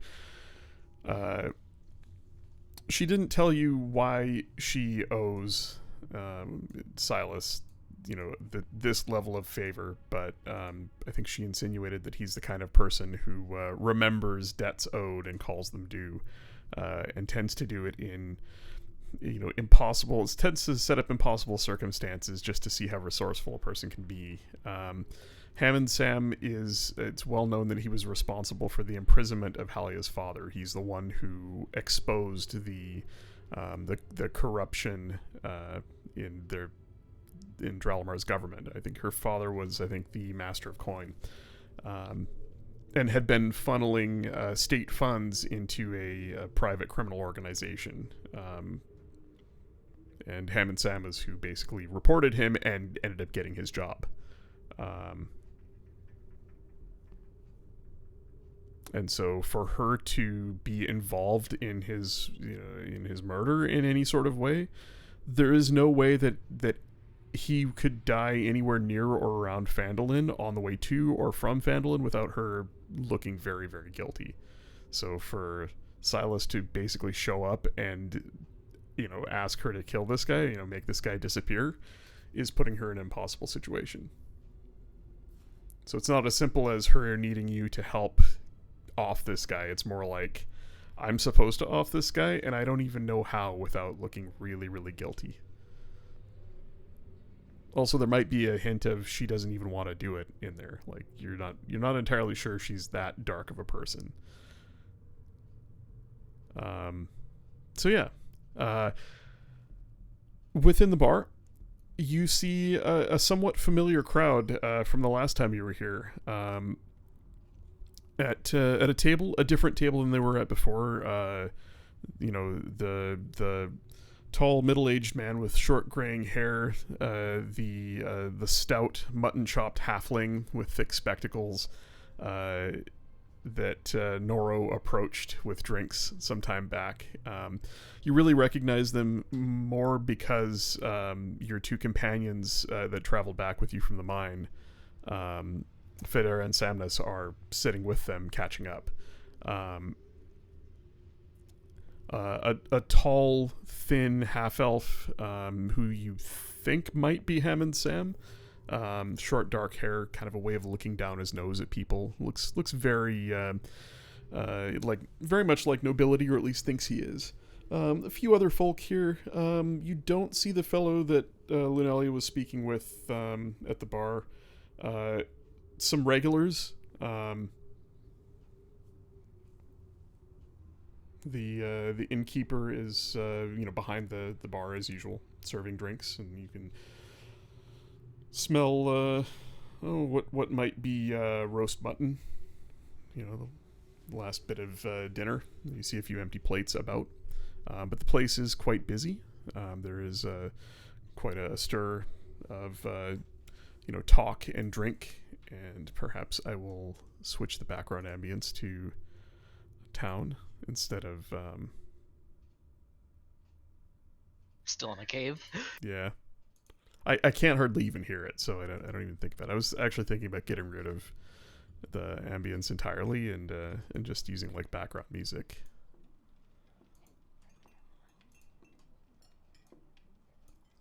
There we go.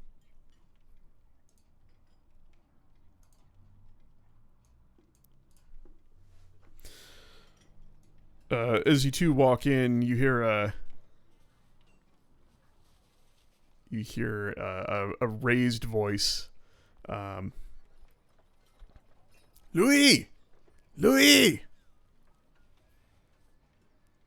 Monsieur Lamour!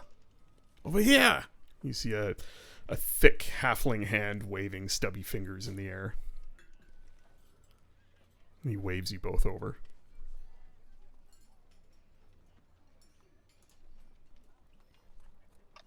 Bonjour. Do I recognize this person? You tell me. When you were here before, you and I talked about this, I think, before the session. I think you might have mentioned that Louis was a little down about finding out his friend was dead. Might have had a few too many drinks.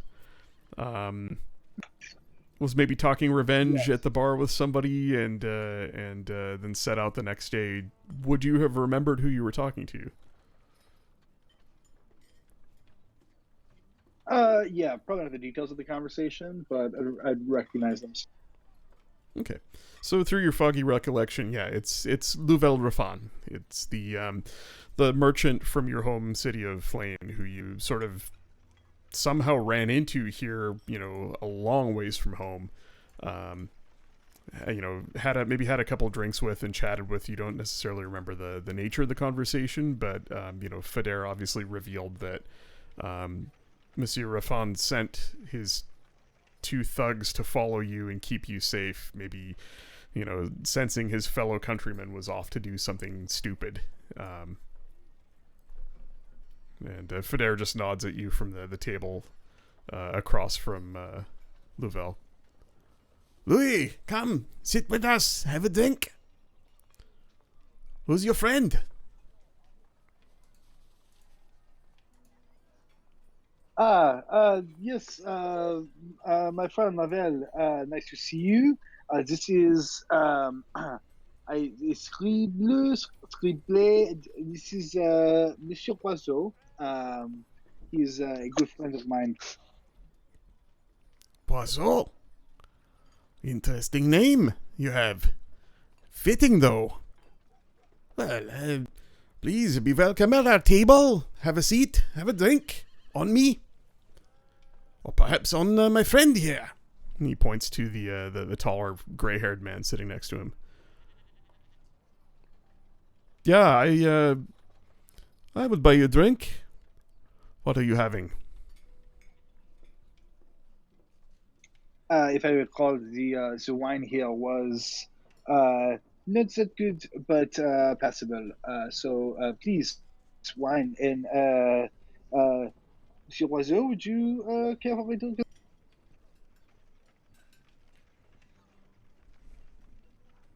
What would be considered like strong alcohol for this? Well, they would definitely have, some sort of whiskey available. Just thinking about if I had a list here. No, I think that there would be a type of whiskey, perhaps some grain alcohol.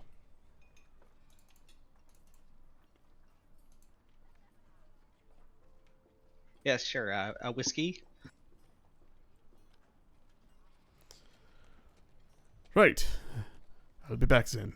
He gets up and stands up with almost a military efficiency and turns on a heel and walks over to the bar. So, Louis, our friends tell me that you had quite an adventure. Dragon. Tell me all about it, friend. Oui, c'est vrai. We went dragon fishing. It was very fun. Very good time. Was had by all. Thank you. The friends that you lent me were good sports about the whole thing. You see Samnus turn like 3 shades of white, recalling the events. Feder says, yeah, a friend here, he knows how to catch a dragon. It was entertaining, to say the least. And what we found within the mine, quite a spectacle. I'm afraid, Monsieur Raffan, that Louis and his friends here beat you to it. There will be no buying of the mine on behalf of Flane. Really? Louis, is this true? You're on the mine now? Un petit peu, just a small amount, personally, but we they needed some starter funds, so we just invested a little bit.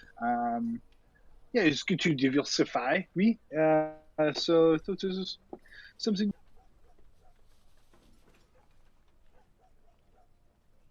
Oui, well, I cannot say I'm not disappointed, but it is perhaps good to know the new owner of the mine. Tell me, what are your plans? The tall man sits back down with a small platter of drinks. Starts passing them around the table.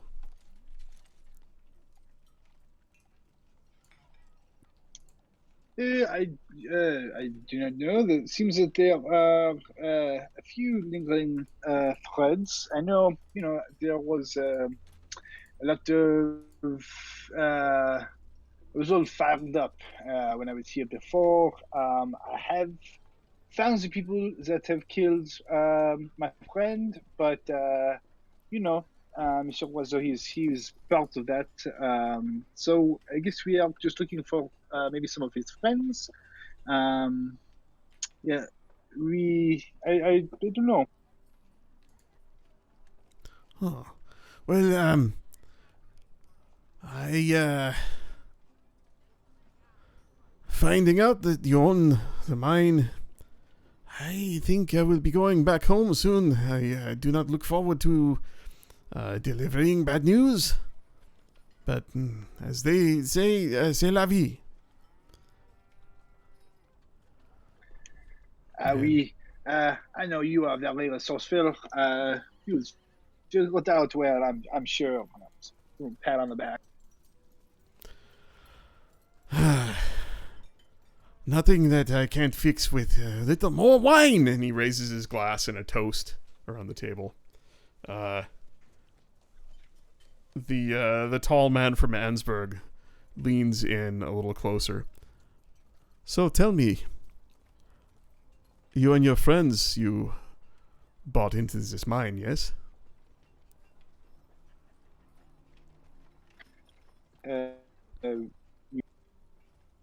He kind of looks back and forth between the two of you. You, and he kind of points back and forth between the. Where do you get this kind of money? You don't look like much.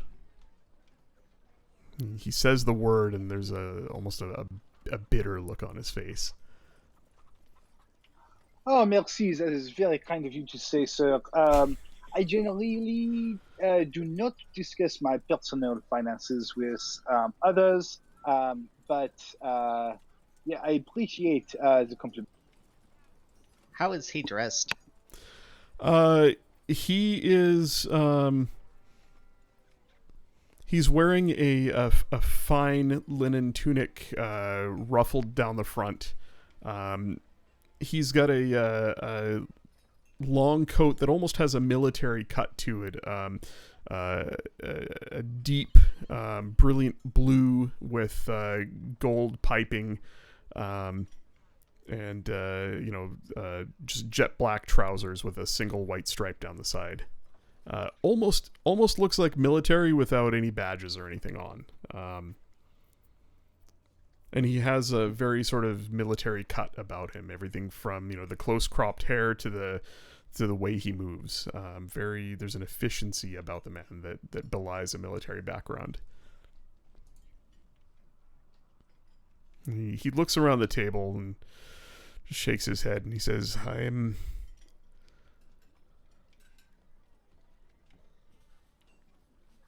taken aback by what I've learned here. If you'll excuse me, I have some letters to send. Monsieur Rothan." He stands up and nods at the halfling and just turns and walks away without acknowledging the rest of the table. As he's walking away, I'm gonna just say to him, "It's a shame you came here based off of a fake letter yourself." He stops and turns for a second, doesn't really make eye contact, and then just keeps walking. Fake, you say? Fake? Tell me more, Monsieur Oiseau. Who's saying that? Louvel.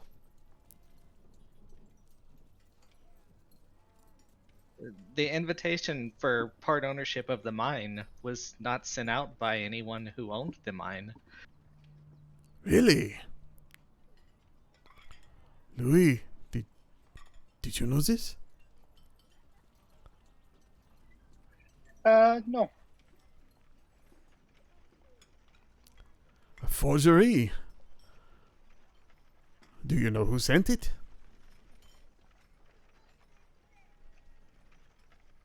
I've heard rumors. He leans in close, staring at you through his thick Coke bottle glasses. Would you be willing to share?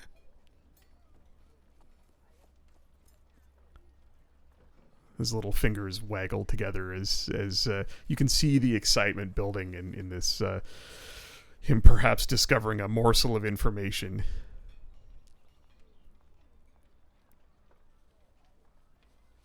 I've heard one person say to another that it was a gentleman from Dralamar.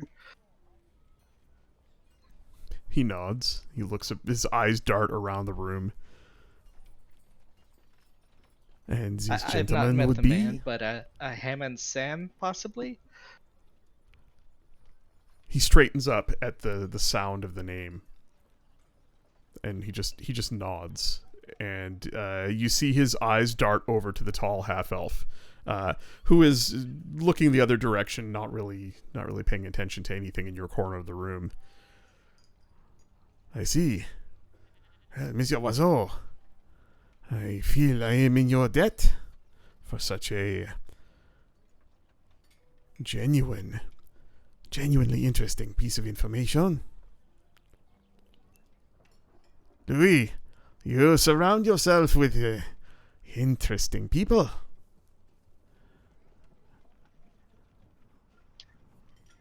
Oui, it's a bad habit of mine. He raises his glass of wine to you. Well, to interesting people and interesting information. And he drains the glass. Now, if you'll excuse me, I also have some letters to write. Then I'll drink my drink and try to seem fairly drunk. Well, make a deception check.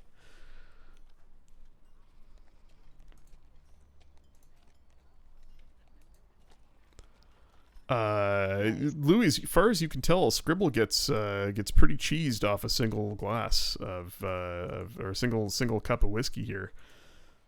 The bird is a lightweight. Oh, my little friend. It seems that it just goes right to your head, eh? Are you okay? Shall we? Where do you usually stay when you're here in town? Here in the...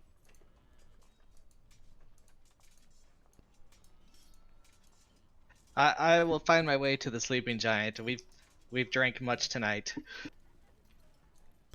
Rogar and Lunalia, what are you two up to? Rogar, it some of this would have happened while you were talking to Halia, but at some point, you would have left there. Where do you think you would have gone after that? Probably the Sleeping Giant to go find Ulrich if he wasn't at the Townmaster's Hall. All Just to catch him up and let him know before anything kind of happened. And Lunalia, you just said you went to the pond, right? Yeah, but she would have stopped by to see if what's-his-face was at his house. Darren? Yeah. Yeah, in Oh, fact, you mean Lenine's house? Yeah. Yeah, and in fact, you stopped by his farmhouse and no one there. But as you walk out towards the pond, you hear the sound of a lute softly in the distance, and you find him sitting on a large granite stone, plucking idly at the strings of a small lute.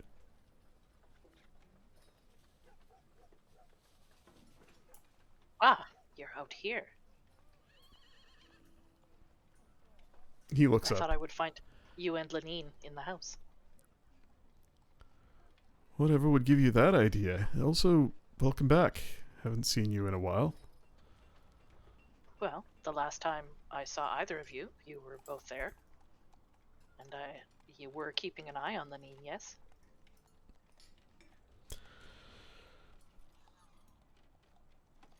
I suppose.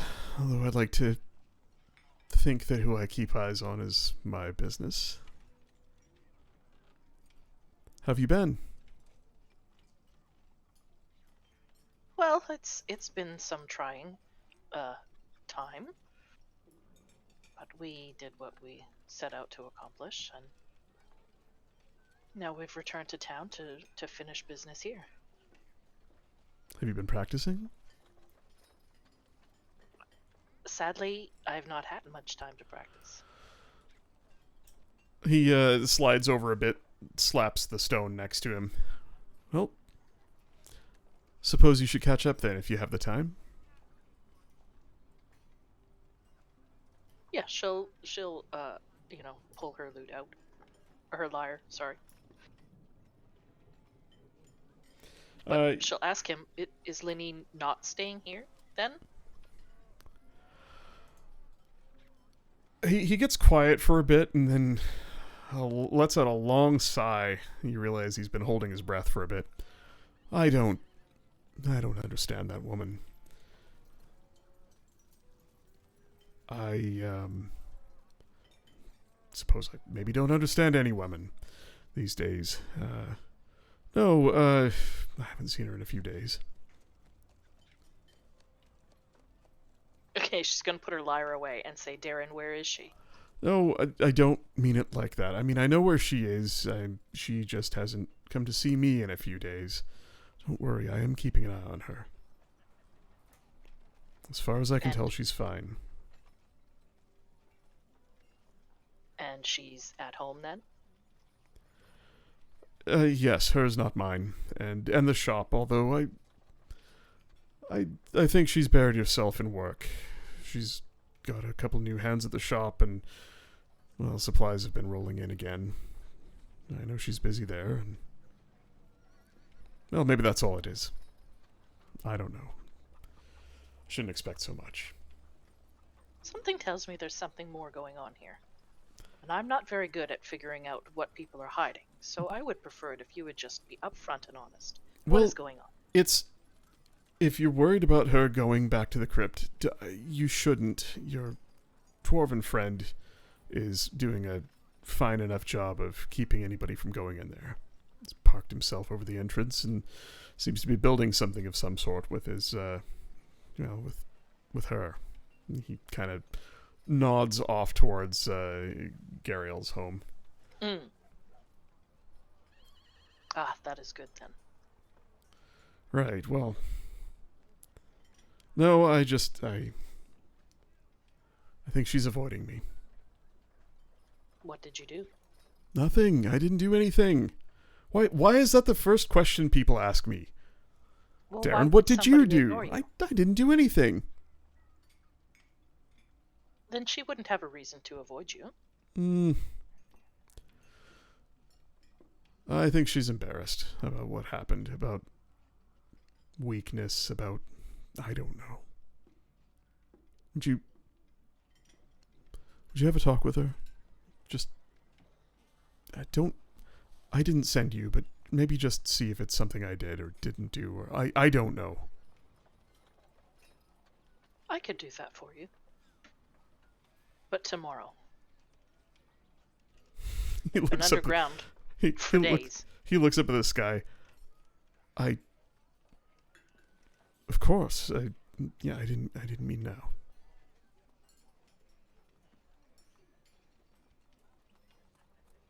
So, care to show me what you can do with that? And so if you'd like to, make a performance check. Oh man. As you attempt to tune up the small lyre, you begin to pluck at the strings. Charisma is my worst stat. Yeah, but dice are random, and sometimes they roll high. As expected. On brand. The look on his face becomes more tortured as you torture the strings of the lyre. And after no more than about 30 seconds, he holds a hand up and says, you really should think about... Have you tried singing instead? I sing to the fish sometimes. I don't know Oh. what it would sound like above water.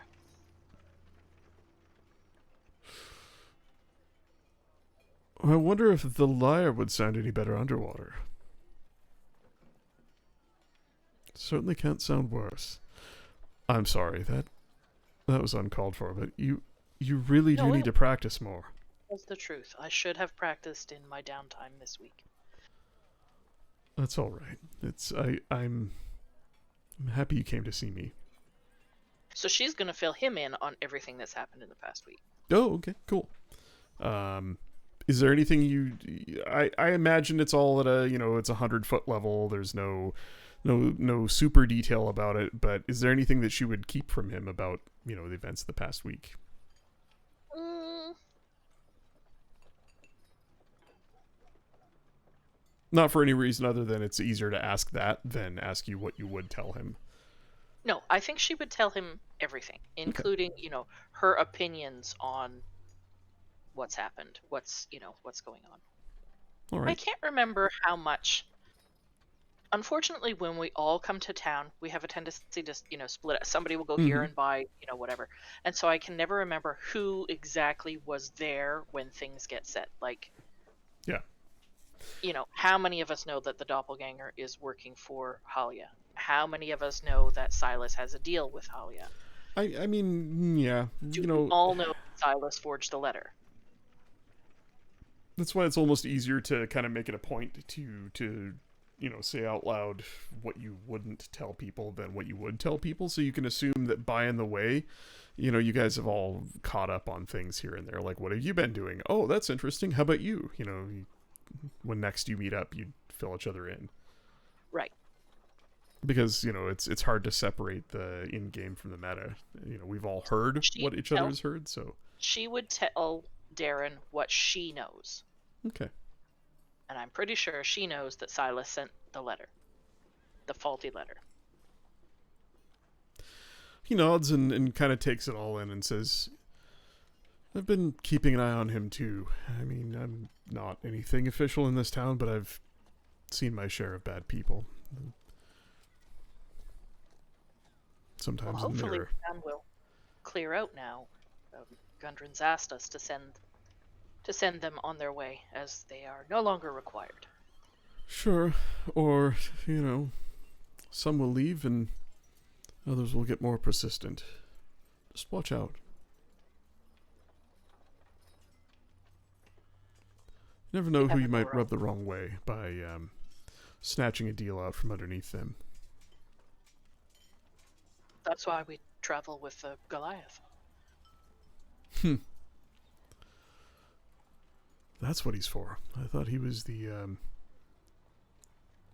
I thought he was the brains of the team. He cracks a smile. No, we've hired a new brain. Really? We have a new traveling companion, yes. The relationship started out rocky. I believe he wanted to kill us. Some act of vengeance. We will have to introduce him to Lenine. He apparently knew Albrecht quite well. I see. Well, I look forward to meeting him. I suppose if he's half as colorful as the rest of you,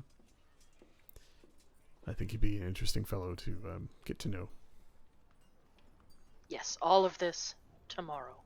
Do let him know the pond is open for him to enjoy, as it is to all of you, and I promise to look the other way. I care not one way or the other. Right. That's weird, I've heard this many times.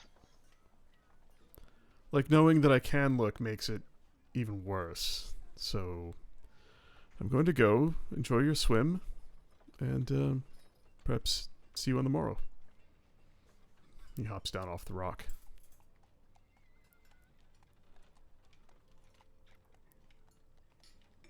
Rogar, heading over to the sleeping giant.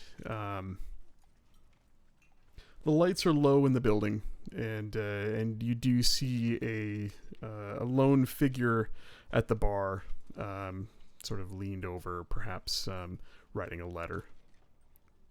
The front doors are open. There is one militiaman who you don't recognize, possibly just one of the townsfolk. He has a spear in one hand and sort of kind of leaned up against his shoulder, and he is doing his best to sort of stand at attention, but is kind of leaned up against the wall a bit. Seeing you approach, though, he does straighten up. Hi there. Hello. Who are you looking for? I am looking for Ulrich. May I ask who you are? I am Rogar. I'm just here for, I guess, business. He kind of squints and leans a little closer. Didn't you used to... Weren't you the cook at the inn? Yes. Like 2 years ago. Yes. I occasionally still work there whenever I come back into town. Your biscuits. The fucking best thing I've ever eaten. Ah, well, I'm always happy to hear good feedback. Boss! Rogar's here. You hear Ulrich. Let him in. As you walk in, you see a very tired-looking Ulrich, still wearing his chainmail, from perhaps a day on patrol about the town. What can I do for you? Well, we recently came back from Rockseeker camp, and I thought you might want to be filled in. Your friends all, make it back? Everybody alright? Yes. Everyone has made it back successfully. Good. I don't mean to sound rude. I just, don't know you as well as I know them, and, well, I'm a bit fond of them. Good folk. I can see why people would be fond of them.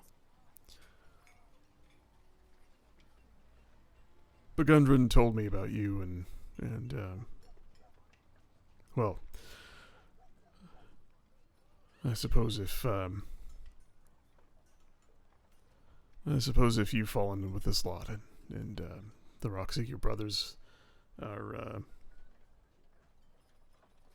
well, they speak highly of you. I should welcome you a little more openly to Phandalin. I know you've been here before, but welcome. So, tell me about the mine. I would proceed to tell him everything, everything that I told Halia, and a bit more, about the dragon attack. He nods and smiles sort of at the end of it and says, I am very pleased to know that things have turned out the way they have. I did not really... I didn't like having to step aside and let others do the work. But this town needed... Well, this town still needs a lot. And I think I'm better served here than there. I'm happy that Gundren and his brothers have the lot of you as partners, and it seems like you've done a fine job of holding up your end of the deal. So, what can we do to help with that? I assume you want to clear some of this rabble out of our inn, get things back to normal around here. Yes, as I have told Halia, I would like both you and Halia to come with me to the mines, or not to the mines, to the inn, sorry, to officially announce that Gundren is no longer looking for investors, and that the mine has already partnered with someone. Right, Seeing as you're the one that was there at the signing of the agreement, we could have your say in it, and Halia, who runs everything, would make it more official.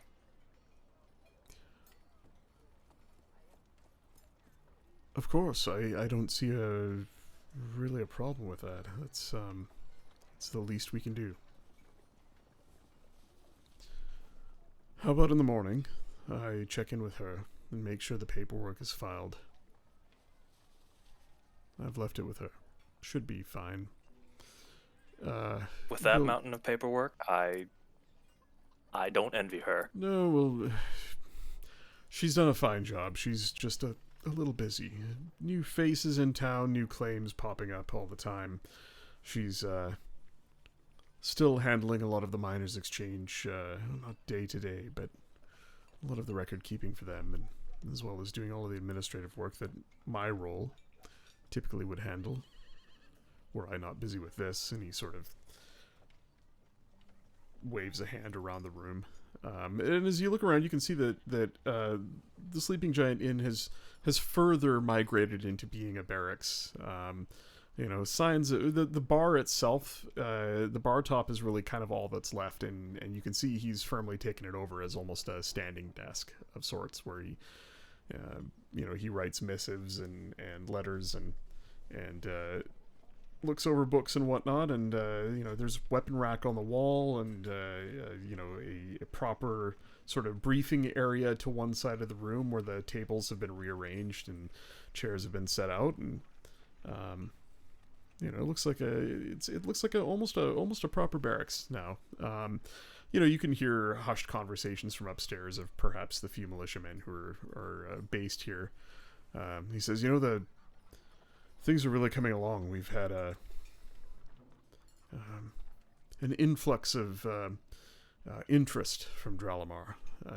I hope it doesn't wane with our announcement tomorrow, but I have a small unit of troops on the way, and we're actually talking about building a wall to fortify at least the majority of the town. That dragon attack helped speed things up a bit. I'm not saying I'd like it to happen again, but certainly being able to say we were attacked by a dragon and fended it off is a wonderful way of getting people's attention. What is going to be interesting, however, is that Dralamar's primary interest in Phandalin is your mine. And finding that it's no longer the potential for Dralamar to invest in that mine is no longer an interest that is available. I worry about the town's well-being in that case, but it is still potentially a side of military interest as well. And as long as it remains that, Dralamar is likely to want to fortify this area.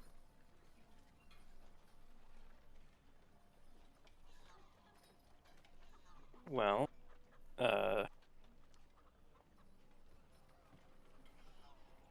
maybe there's some other things you should know.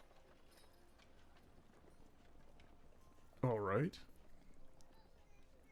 Rogar would go into detail about what we saw in the mines, like the drow, the undead, like what their plans were, or what the Black Spider's plans were, like the whole balefire and everything. Did you tell him about the white dragon that attacked and the corpses that were left outside, potentially like a drow distraction? I don't think Dralamar will be as safe if what we've heard and seen are anything to believe. I'm sure Deebs would vouch for it as well, seeing as he also saw a vision. That's troubling. I don't know what to say. Dralamar was my home for a very long time, and I care very much about the city and the people within it. He looks genuinely concerned. What can we do other than send word? Well, we don't know where this threat even originates from. So it's hard to prepare for the unknown. He reaches up and scratches at his close-cropped beard.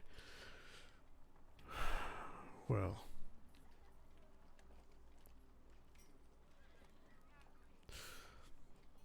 do you have any better All we news know to is- bring me?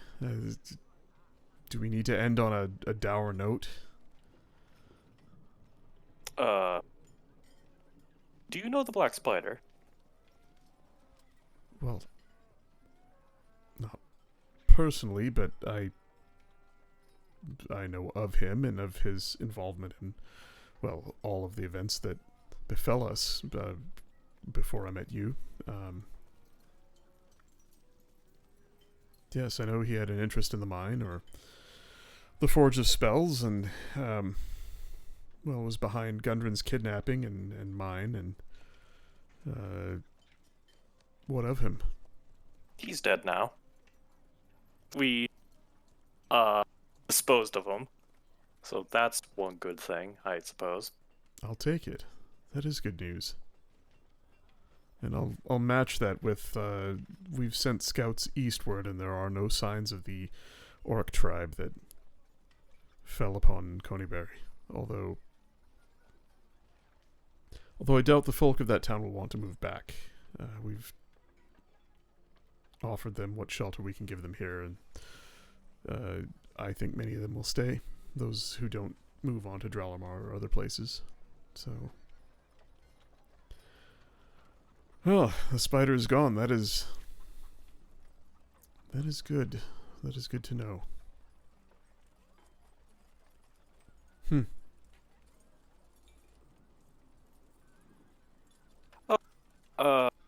This just came to mind. How well did you know the wizard Paramon?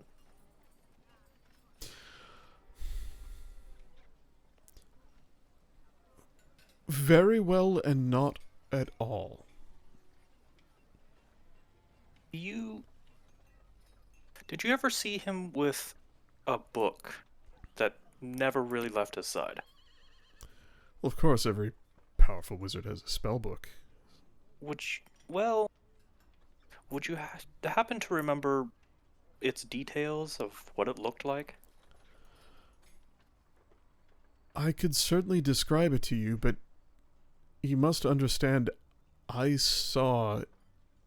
Well, your friends tell me I saw Paramon face to face in the Wayriding Grove after the battle with the goblins, and I did not recognize him.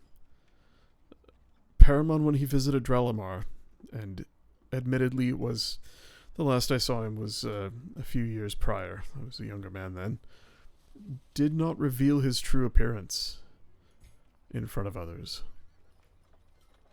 He kept his true face to himself. I think he liked to, he used to say anyway, that he liked to keep his face a mystery. And so every time he would come to town, he would wear a different disguise. Magical, of course, very hard to intuit, but I always knew it was him. Well, he was probably in a better mind when he was visiting town. We've met him, and he has lost his book. So we are looking for it, I guess.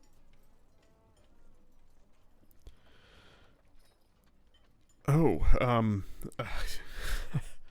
wouldn't know where to start. I suppose if I see a book lying around, I'll let you know. And he just kind of shrugs. That's why I asked for if you remember any details of what his book might have looked like. Just to help us in future endeavors. No, I'm sorry, Rogar. The book, his appearance, everything. Every time he would visit, it would be different. Okay. Oh, that's fine then.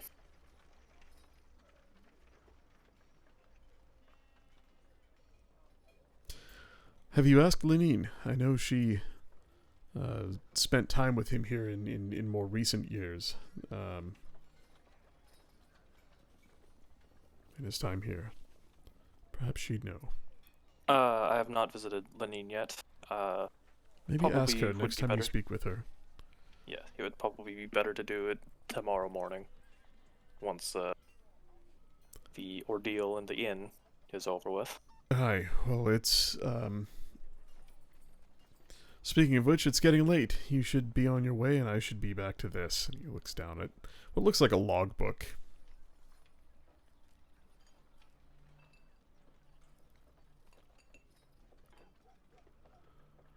It's good to have you and your friends back in town, though. It's I feel a safer place than it was before, but never hurts to have a few extra friendly swords. There is a certain comfort in numbers. Yes. Well, enjoy your log booking. Thanks. And he looks down at it and shakes his head. And Rogar will just head to the inn, I guess. I don't really know where else to go. On your way into the inn, I don't know. Let's see. What's your passive perception? Would you notice? 19. Yeah. There is a figure leaned up against the wall of the inn. Sort of on the. You just see him sort of down the way. Down around the side of the inn as you're facing the front entrance, sort of on the side facing the smithy, slumped against the wall, one arm sort of bent at an odd angle, a leg out in the street. You hear loud snoring. There's just something familiar about this person, and you take a couple more steps, and it's very definitely Madrick. Hair a tangled mess. His beard with just vomit and drool and who knows what else in it. A torn tunic and pants that are baggy and too short and completely barefooted. His feet are filthy, just covered in dirt and muck, and he's just out cold, snoring. Fuck me. Rogar will, I guess, stab. Fucking drag him to the stables, where there was where the innkeeper was allowing Rogar to sleep for a while, whenever he's in town. Okay. You take him out to the small barn out back. You just drag him there. He doesn't stir at all, and you chuck him in a small pile of hay off to the side. And then I'll just head into the inn. Well, that way he's not out in the fucking alley, so he won't actually get stabbed. I mean, at that point, when you're laying in an alley, just covered in your own vomit and shit, is it easier to just kill yourself and wake up fresh the next morning? It's like the ultimate fast forward, fresh Well, you still have to find clothes. That's true. Yeah, but I mean, Just what go he's wearing back to ain't that great. alley and get those pre-vomited clothes. Also, is Phandalin really the type of town where you can, can't fall asleep in an alley without getting stabbed to death? Well, I mean, There's no crime left. yeah, it used to be, but that was kind of his fault. Yeah. Yeah, how many people hate him Yeah. and would do it? You know, the thing is, it's like I doubt that most people would even recognize him now. It's not like he had thugs. Like, his thugs kind of did everything. He didn't really care. He mostly just stayed at the Sleeping Giant and bossed them around and drank. So not that many people even knew who he was. They'd heard of him. They'd heard mention of him, but it was usually one of the other guys who went out and actually did the, bullying the shopkeepers or robbing travelers on their way out of town. I'm assuming you go to the Stonehill Inn afterwards, Yes. and you might find Scribble and Louis there. No sign of Noro. Or Lunalia, but I imagine they're probably just both asleep somewhere. Well, you guys know she goes to the pond when she's in town. Yeah, don't you, Noro, and Scribble head over to Darren's place to sleep? And I think I was sleeping in the stables at the Stonehill Inn. That was only the last time we were here because it Right. was so busy. And it still is. Like, Rogar, as you walk into the inn, you see maybe not quite as many people. It's not quite the bustling place that it was last time you were here, but you see some familiar faces, and like some familiar faces from the last time you were here. Definitely out of towners who have come here, and they still seem to be camped out here. Scribble is, I'm guessing, at the table, acting a bit drunk. Louis is next to him, unless you guys have gone somewhere else. And what do you guys do? And it's perfectly valid to say let's fast forward to tomorrow morning as well, if you don't have anything else you want to do this evening. Yeah, there's nothing else. Yeah. Other than just like help Toblin with either helping Toblin or Trilena? Yeah, Whatever Trilena. his wife's name. Yeah, Toblin and Trilena. Just helping them around the inn. Toblin welcomes you back, and he says, well, Rogar, we finished up with dinner for the evening, but always happy to have you here, friend. Maybe, I'll tell you what. It's been a while since you and I have just sat and had a chat. My wife will look after the bar, and you and I can go have a meal if you're hungry. I could do that. And so he takes you in back to a sort of a private area at the back of the kitchen, and just, sets you out a plate. Serves up some roast mutton on the plate for you, and a nice crusty loaf of bread, and a pitcher of ale. And he sits across from you with a hunk of bread himself. Maybe he's already eaten, and just looks to catch up with you and see what you've been up to.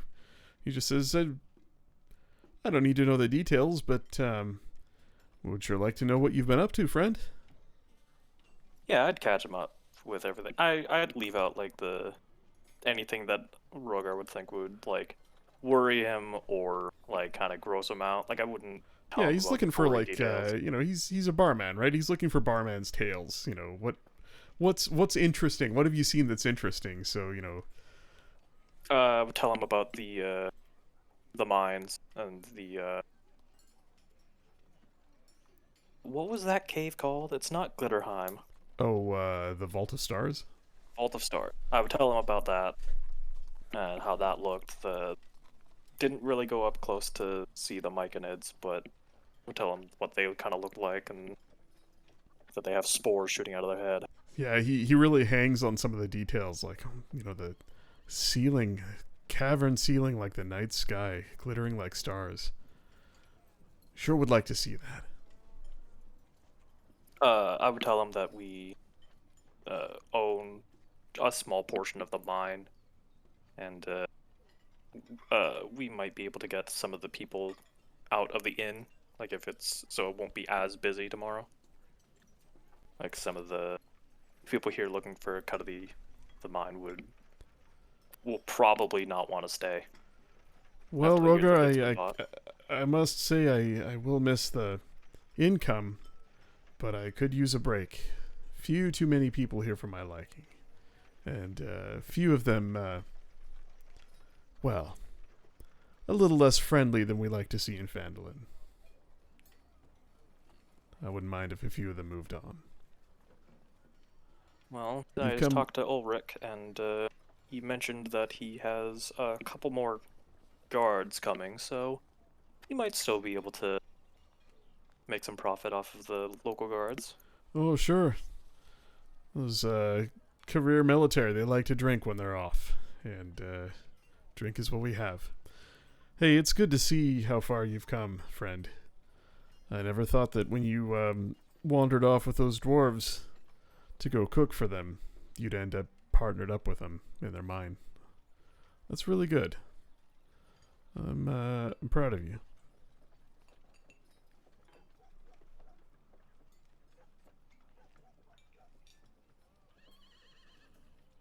Scribble, you would notice that Dahlgren, the dwarven smith, has walked into the bar, and he's kind of looking around. He spots you at the table and makes a beeline for you. Louis, I don't think you've met Dahlgren.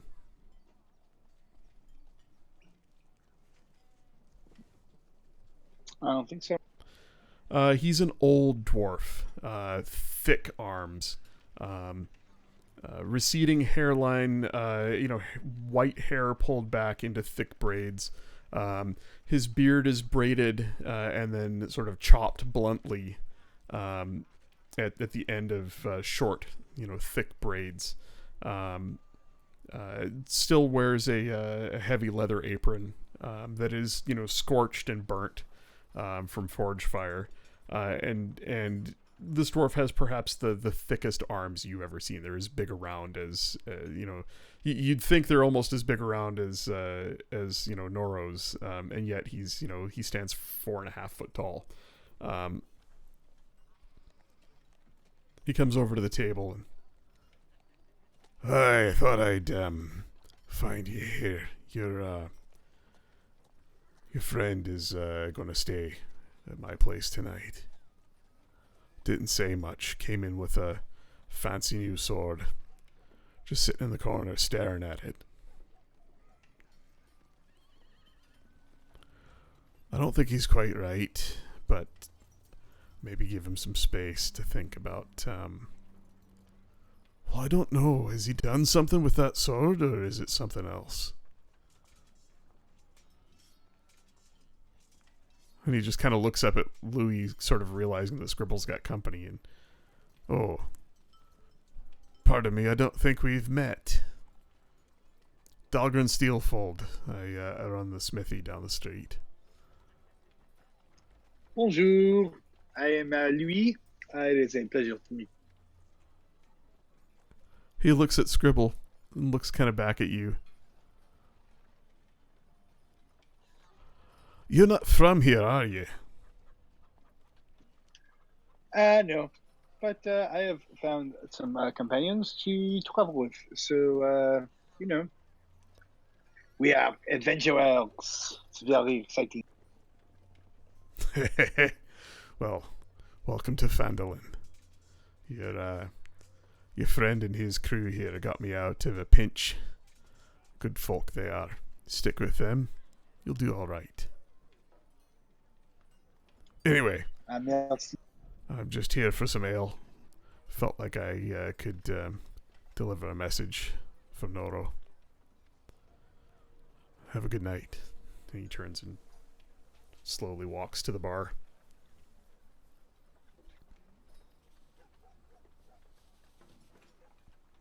Is the inn still full, or? It's pretty packed. It's not as far as rooms. Yeah, there are no rooms available here. The tavern here in the ground floor of the inn is not as full as it was the last time you were here, but it's still quite busy. Oh, okay. That was like last time Hummer grabbed a barrel from outside and brought it in. Yeah.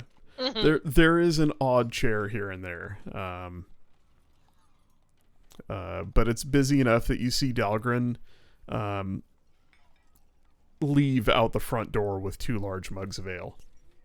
Perhaps going to go sit outside for a drink. He's a thirsty boy. Well, if He's you're a gonna dwarf. if you're gonna Also if a you're gonna dwarf. get some beer to go, you don't want to have to come back in right away and get another one, right? Just take 2 with That's you. true. Get 2 hands, 2 mugs. Very economical.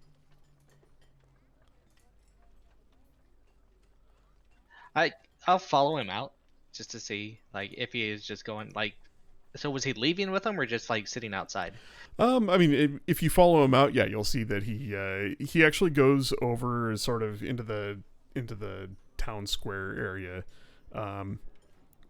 sits down with his back sort of against the Shrine of Luck, reaches over, pours a little bit of ale into the reflecting pool, out of one of the mugs, and then takes a long swig off the other one. Pouring one out for his homies. Oh, Lady Luck likes a drink now and then too. It's I imagine a dwarf, offering beer to the gods is as good as any, as good as anybody throwing a coin into the fountain. Beer is currency. Probably true. So, I'll ask him if Noro seemed okay or if he was just quiet. Oh, well, he's already the quiet sort. I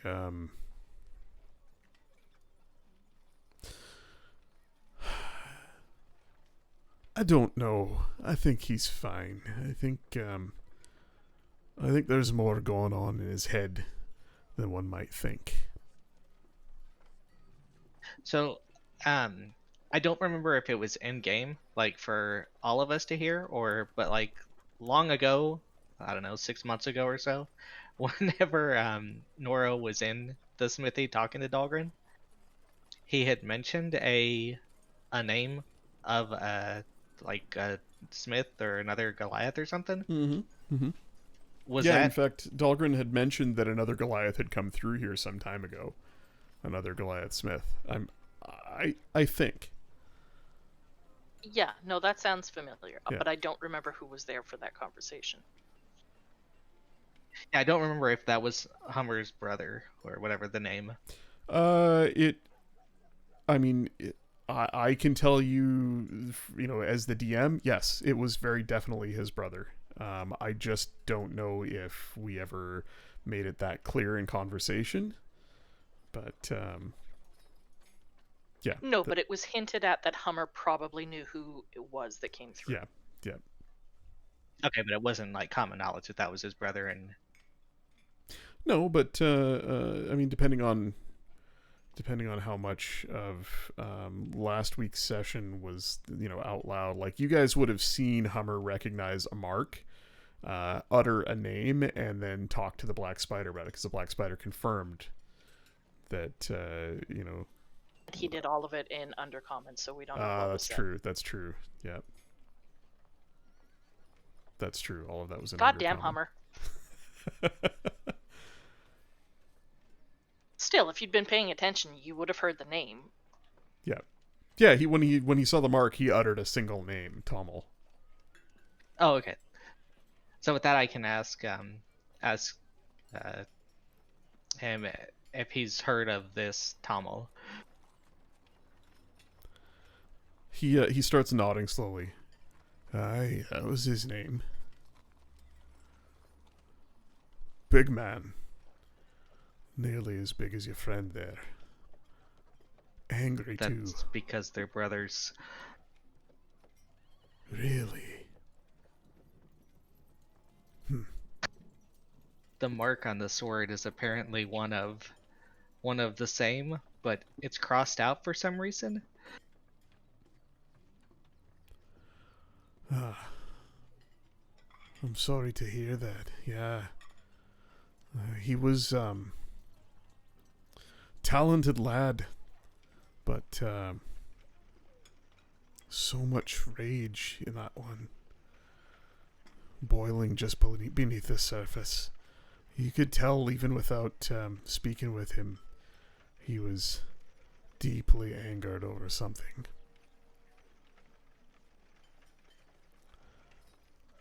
He wasn't here for long. Passed through. Wasn't here for more than a few days. But made an impression. Was he traveling with anyone? Not that I'm aware of. But I'm not the nosy sort. I don't know. Could ask around, see if anybody else ran into him and struck up a conversation. Somebody in town must know where he went. There's some nosy folk about. We could see if we could drum something up. Give me a few nights. If you're able to do that, it may help Noro. Give me a few nights and a few drinks with people. I'll see what I can find.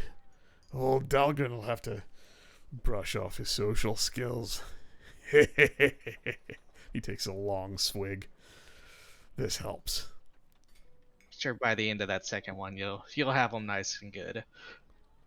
Sure. Do you happen to know where the one who watches this shrine stays? Gariel. He looks towards her home just on the other side of the small square here, almost obscured by a couple of large covered carts from travelers who have parked them here. And then he turns his head and sort of looks the other way, east towards the manor. Aye, most days she's up there with your friend. Some divine project they're working on, or something. They've come to the smithy a couple times looking for a few things. But, yeah, that's where you'll find both of them. Like at night or during the day? Well, like I said, I'm not the nosy sort, so I don't know if she, I imagine she comes home at some point. I don't know. Maybe she's living in the ruins up there. Just haven't seen her much. That Deebs. And he reaches up and slaps the side of the shrine. That's why I keep our lady here company some nights. Because Gariel's not here to offer prayer. I stop by, give her a little something to drink, and keep her company.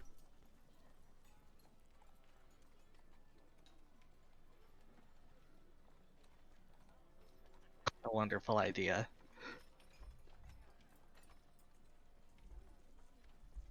Well, I'll leave you two here. He raises his near empty second mug to you. Hi, good to see you again.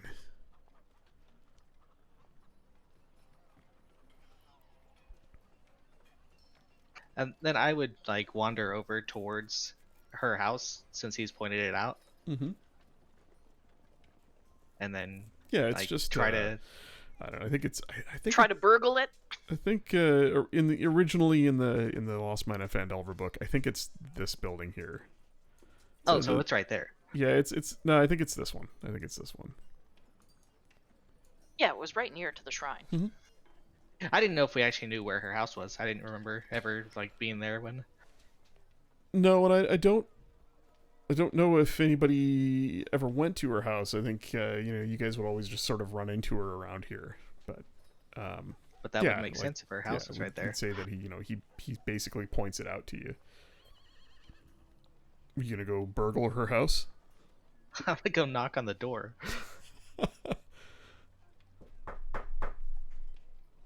You knock. You wait a while. Nothing. There's no light coming from the window.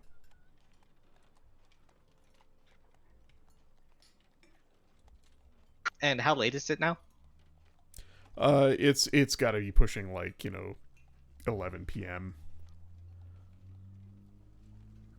A time where most people would be asleep, or she would stay up late, like wandering around with the moon, right?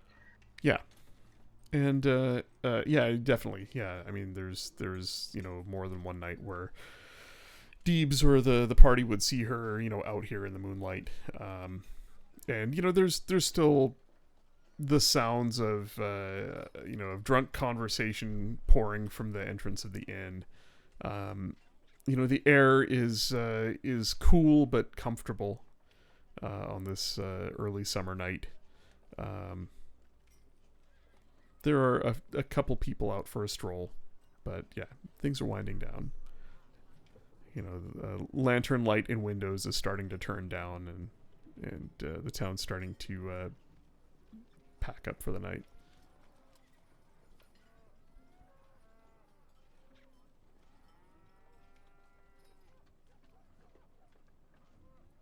And there doesn't Well, then seem I be would try to anybody go home. up to the manor if it's not too late, to see if her or she would be there. All right. You take anybody with you? Or just going by yourself? Going by myself.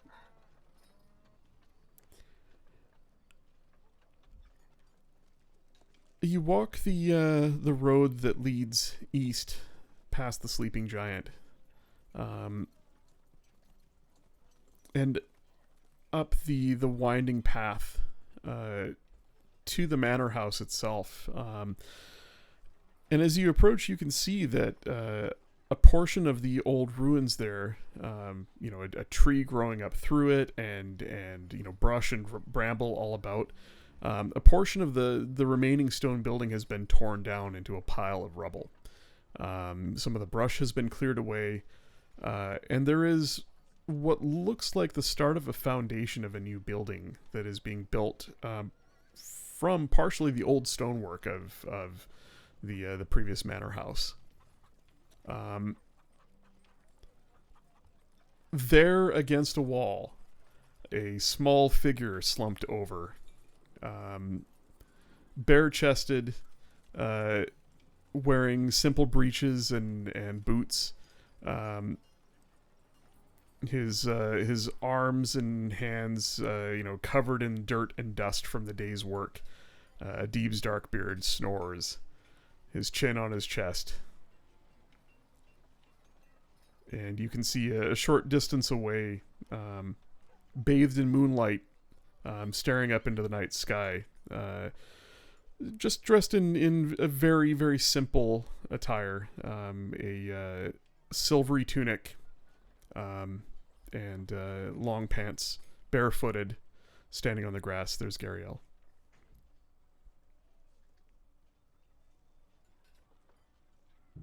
And she turns as you approach and just smiles. Holds a finger to her lips to indicate you should be quiet. I'm gonna point over at Deebs. And make the drinky motion.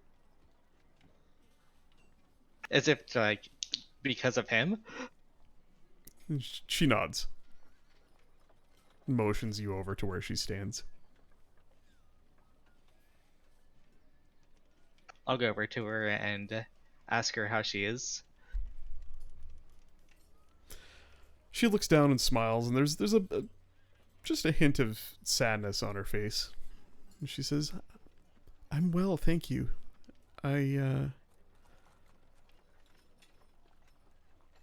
is a simple life and a simple task that we have undertaken, but it's good for him. I think he's learning. I'm learning how to step back and let others live. Let their fates be their own." Nothing you might not like what I have to tell you.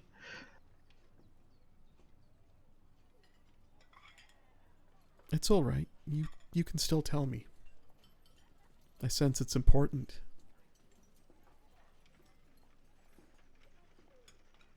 You know of Deebs' vision of Dralamar in flames, correct? I do, yes. And I understand,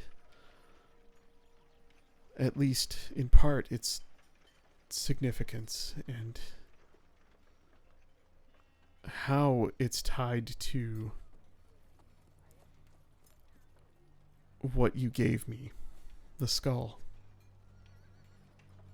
It's gone, by the way. You don't have to worry about that ever again. Can I reach in my bag and pull out the other skull? Her eyes go wide as you do. Oh. I hope she punches you in the throat. She immediately reaches for it. I'll hand it to her. Okay. She grabs it, and as she does, there is a look of relief that crosses her face as she smiles. She takes it from you and just sort of moves her hand, and as she does, you see it disappear, almost like she put it into an invisible pocket in thin air.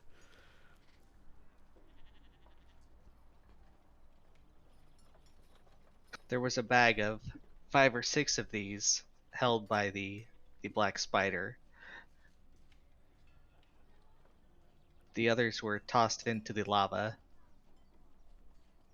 But he had mentioned the same vision that Deebs had, and also referenced something under this manor and trouble for Vandalin.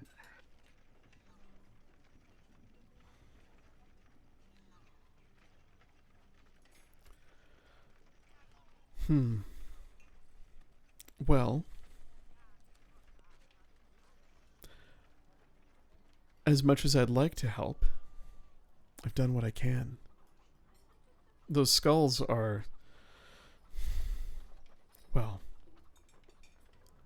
I suppose I can say they're bad enough I'm allowed to do something about them. The rest, I'm sorry, my friend, but the rest will need your help with. I hope you understand. Can you give any information as to what help or what we can possibly do?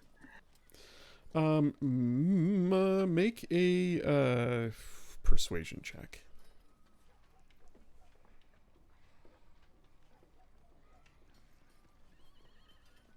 God damn it, Scribble, you're not a cleric. You can't ask the secret angel for help.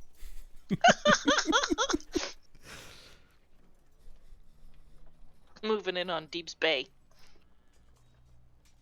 He's right over there, too. Like, come on, man. Snooze, you lose. Apparently.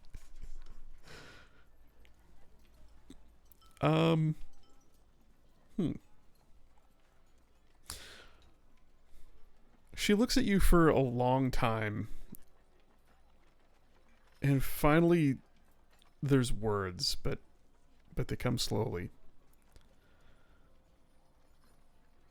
I don't know how much I can help. How much I can even tell you. I don't know about Dralamar. He saw something. This spider saw the same thing. I have a hard time believing both visions were from the same source.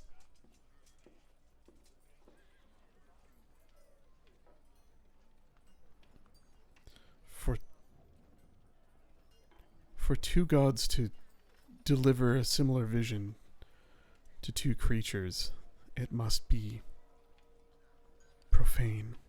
It must be significant. As far as what lies beneath here, well, you're going to have to go down there. And you're not going to like what you find. I can hear it. It is old. And it's powerful. And all I can tell you is that for now, Phandalin is not in danger. But sooner or later it will be a problem. And I don't think I'll be allowed to deal with it myself. But how do we get down there?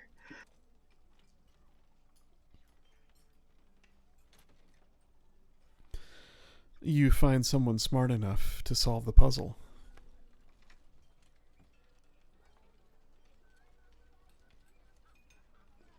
And I think you're close to that.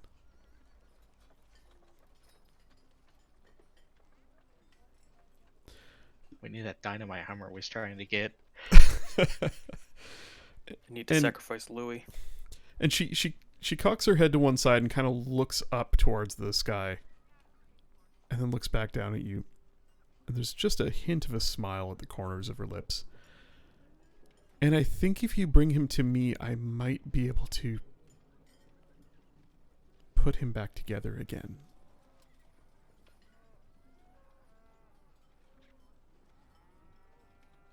Ah, Thank you, and take care of this one over here while we're gone. She looks at the dwarf, softly snoring away. Don't worry about him. He's where he needs to be. Maybe not where you need him, but where he needs to be.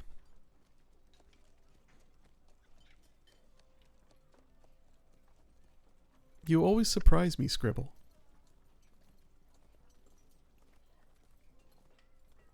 I think you'd make a fine servant of hers.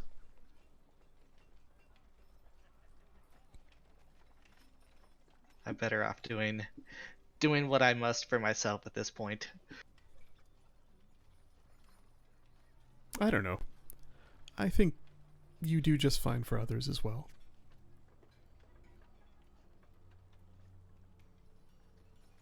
Well, thank She, you. I'm going to get back to the inn. She reaches into a small pouch at her belt and produces a silver coin and tosses it to you.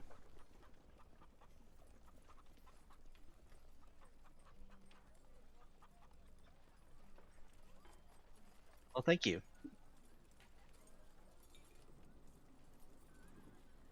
Is it the same coin that I got for, or I would recognize the coin from, whenever I played the trick on Deebs? Mm-hmm. Okay. Yeah, it looks very, very similar to, or possibly is the same coin that. Well, with your recollection, yeah, it's virtually identical.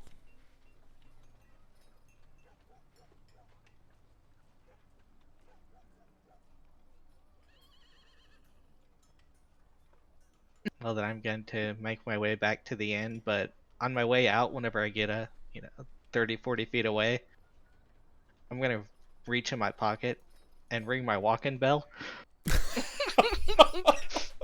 Amazing. it. Amazing.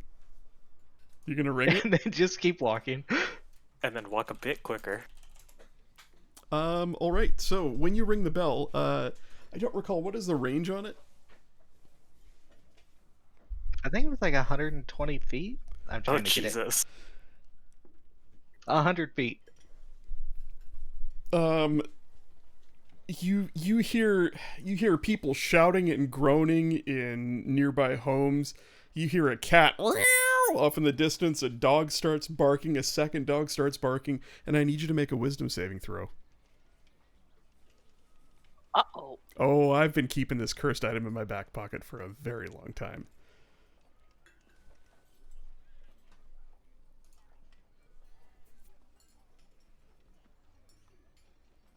Rip.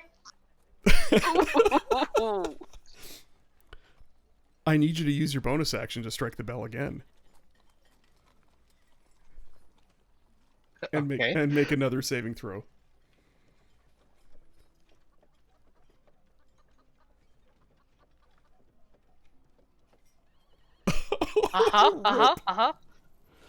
We're gonna need a new sorcerer. So I'm gonna need you to keep making wisdom saving throws until you hit a 16.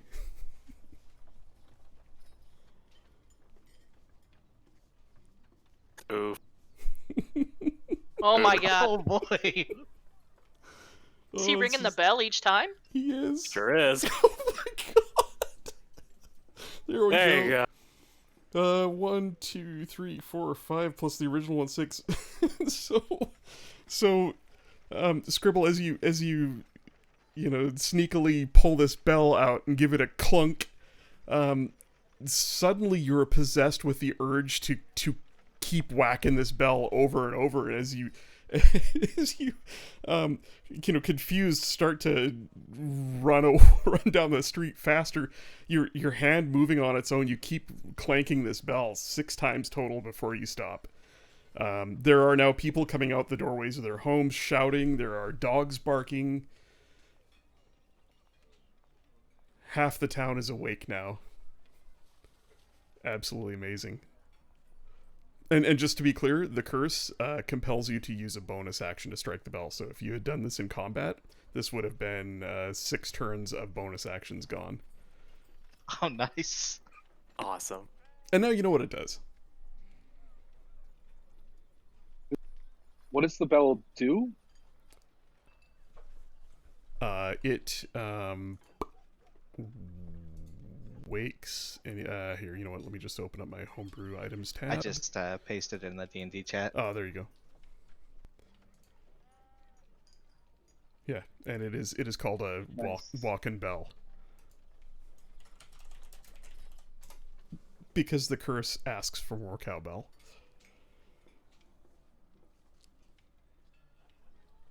I mean, it's a genuinely handy item, right? Because you can use it to, wake up people who've been put to sleep by drow poison or, any number of magical effects. But so after the session, I'll add the curse text to it too, in case you want to keep it. Of course I want to keep it. Once upon a time, like 3 years ago, I found a list of mildly cursed magic items. Mildly cursed, nearly mundane magic items that I've kept in my back pocket. And this one was one of them. I thought, oh, you know what? This would be a fun thing to slip in early in a campaign.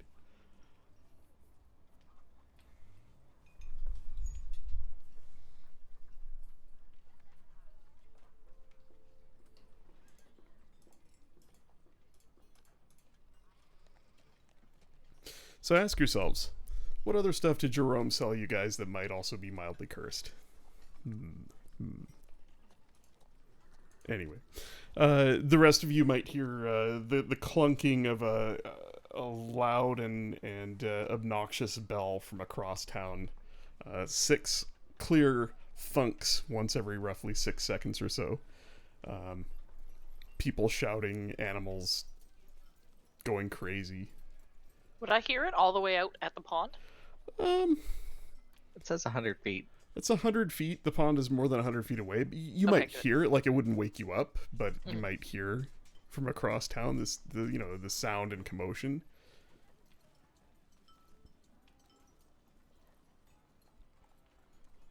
The others who are in the inn might not hear it over the din of background noise there.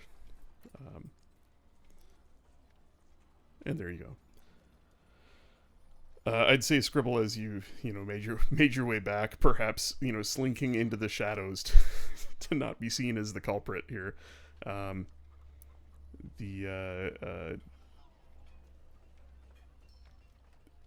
sounds of angry people woken from their just started slumber here in the late evening, early night dies down after a bit. Is there anything else anybody wants to do tonight before we skip ahead to tomorrow? Nope. Okay. Well, you all eventually wander off to your places of rest. Louis, would you? I don't remember. You didn't. Oh yeah, no. You would have just sort of met you've actually never been here in town with the others. You might have been the last one to have a room at the inn last time you were in town. Yeah, I can set up my my little guy, my Your Oh, shit yeah. shack. Yeah, Louis Pretty Shitchak. got pretty comfortable there. So Yeah. yeah, check. So I'll go a little bit outside of town, or maybe over to the town green or something instead. Okay. Yeah, you find a suitable spot on the town green that sort of rolls down away from the town proper, into rolling fields of tall grass where once upon a time Deep Starkbeard would take a moonlight stroll, and you bring the shack into existence and settle down for the evening. The others perhaps staying at Darren's place. Noro still nowhere to be found, but Scribble bringing word of him staying at the smithy for the night would be enough to hopefully keep you from worrying too much about him. Morning comes. The sun rises earlier than the last time you were in town. A dew on the grass and a bright morning with few clouds in the sky, as a gentle breeze blows across the grassy hills about town. What's everybody doing this morning? Is Magic still out cold? You go to look for him and you don't find him. Cool. On my way, I guess, probably towards the inn. She'd stop by Darren's house to see if anybody was there.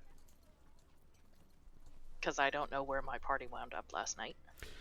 I would imagine Scribble might have stayed at Darren's. I think that's where he stayed before, right? Rogar would have maybe stayed in the Stables again. stables. So I'd be Well- right by the inn. You isn't that where you dumped Madrick the night before? Yes. Yeah, I'm just wondering if you would have been aware of him waking up and leaving. I don't know, make a perception check. Let's see.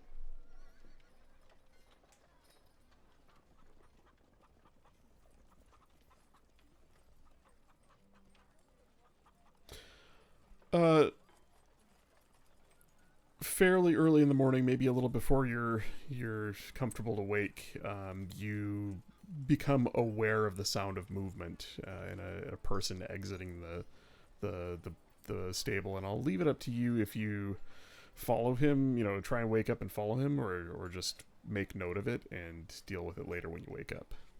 I'll make note of it. And Okay. Just leave it. So when you do wake up a little bit later on, you remember somebody leaving. It was probably him. And sure enough, where you left him is no longer where he's at. Would Lunalia see, can you see the Louis' little house? Is it visible to the outside? Yeah, that's a good question. Yeah, Louis? it's this little purple hexagon. It's opaque. Okay. Does it look on the outside does its exterior appearance match the interior, or is it more like the classic spell where it's just a dome? I have it as a hexagon with that's little 6 foot or probably 8 foot ceilings. Actually, no, I'd probably 6 foot ceilings. Shit, what do I need ceilings for? But does it have that like the rustic look on the outside as well, or is it just like a nondescript sort of magical shape? Oh no, it's it's pretty vibrant purple, but is opaque. Okay. So it's a weird freaking bubble in the middle of town. But Yeah, inside but it's not shaped like an actual cabin or anything. It's just a hexagon. I think I did. Yeah, I did want to. That's why I shaped it as a cabin. If I Yeah. yes. It looks like But it's purple. it's purple cabin. Nice.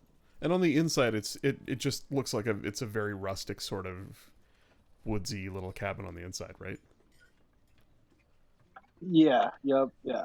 Okay. But I have some furniture in there now and a little workbench and like a white board, a script. Yeah, so on her way by, Lunalia will pop her head in and just see if you're awake. I'll join ya. She'll see if Pierre's awake too.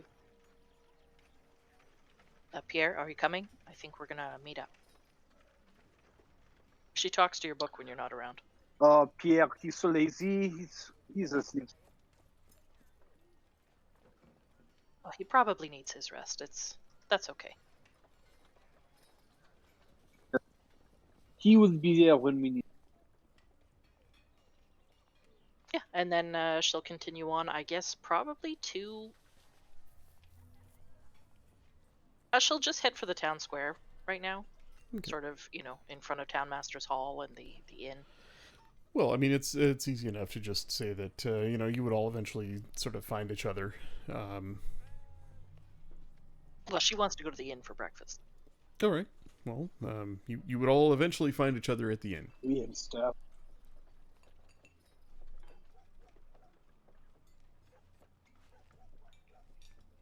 And sitting down to a plate of eggs and thick slabs of bacon, a chunk of stale bread. You hear the sound of a commotion from out back. Perhaps the door out the back of the kitchen. The sound of somebody's voice getting louder and louder, and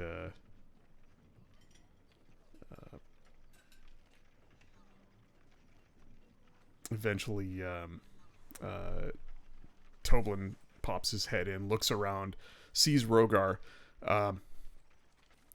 Rogar, I hate to ask you this, friend, but could you help me? I've got a problem. Yeah, of course. And as he says that, you stand up and you see Madrick in the sort of the back of the kitchen. He's in the kitchen now, and he's rummaging around for food. Ah, that problem. And Toblin just kind of looks at him and looks back at you, and there's this sort of like he's keeping his shit together, but he's a little terrified of the completely lunatic thug who has just walked into his kitchen and is looking for like bacon and food. By the time you get in there, Madrick's got a handful of meat and bread and is sort of turning to leave. What? Go sit down in the inn. I'll make you food. Right. I miss your food. A lot of people miss my food. And he turns, and the rest of you see him just walk in from the kitchen and just walk over to the table and sit down, and continue eating whatever booty he's pillaged from the kitchen area.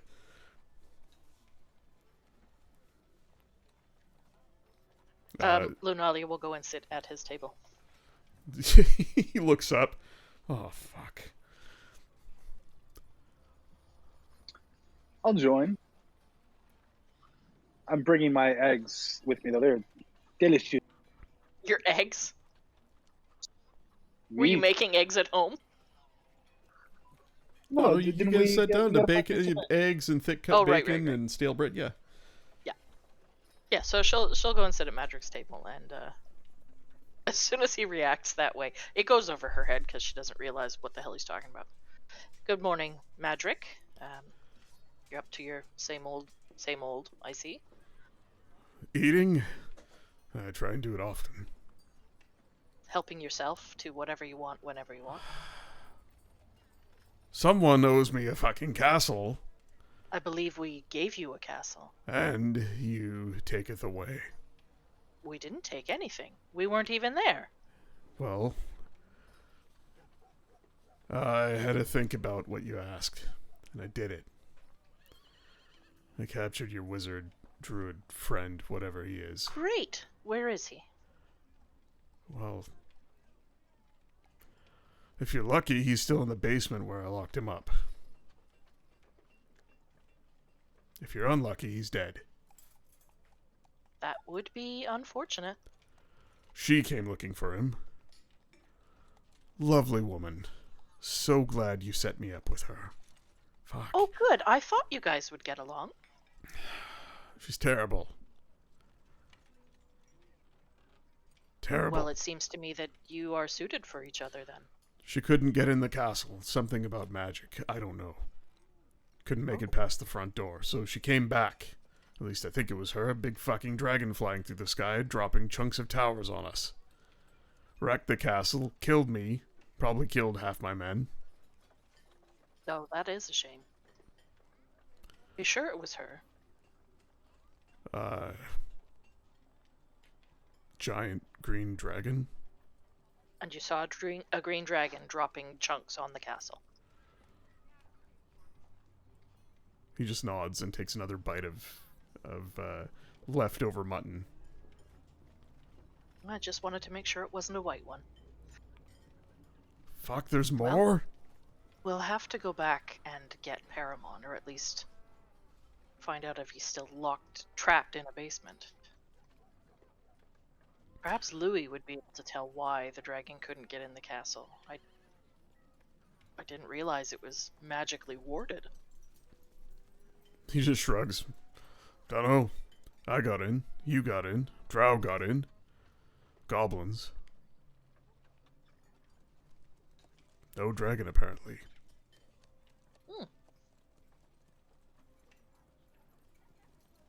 You know, you'd make a lot more friends in this world if you were a little bit more amicable.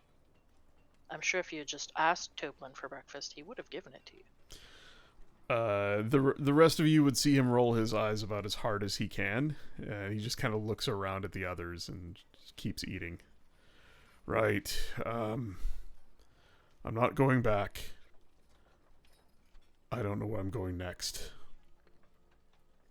Your dwarf friend doesn't like me hanging around there. So, guess old Bedrick's gonna have to start over again. Well, he might not like you hanging there, but technically it is your home. Right, I guess he can't stop me from coming back. But if you can, remember we have that deal. I would very much like to stop coming back. Yes, we did make you a deal. And we need the old man to help with that. We'll go get him.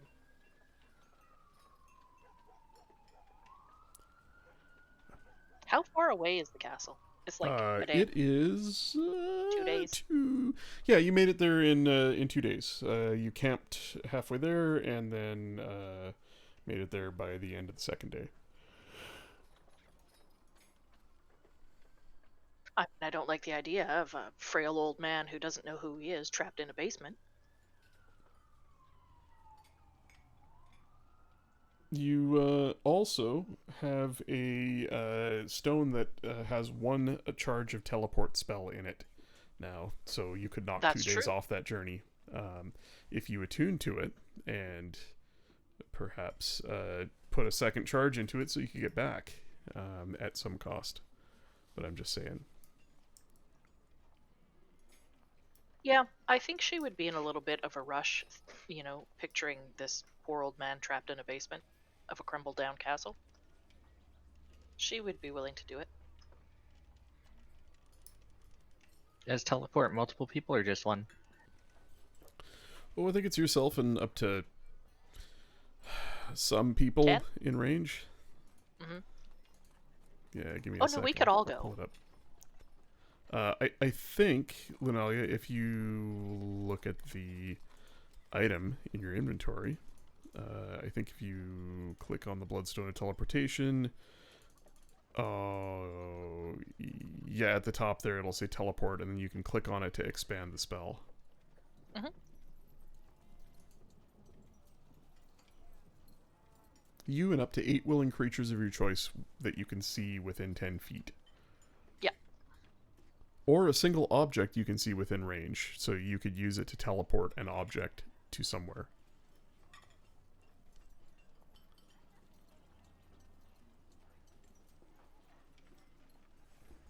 So Just I be- mean, everyone else is here now. I would say, would you guys be willing to go right now? Madrick, do you want your sword? Sounds fun. He looks up at you and looks down at what's left of the food he was eating.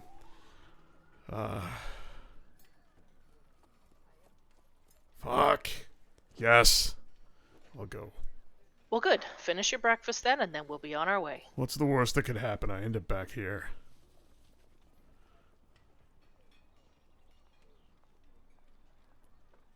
The worst that could happen is the spell goes wrong, and you wind up inside a wall.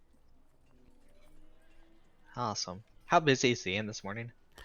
Not as busy as you would have expected, but people are starting to show up.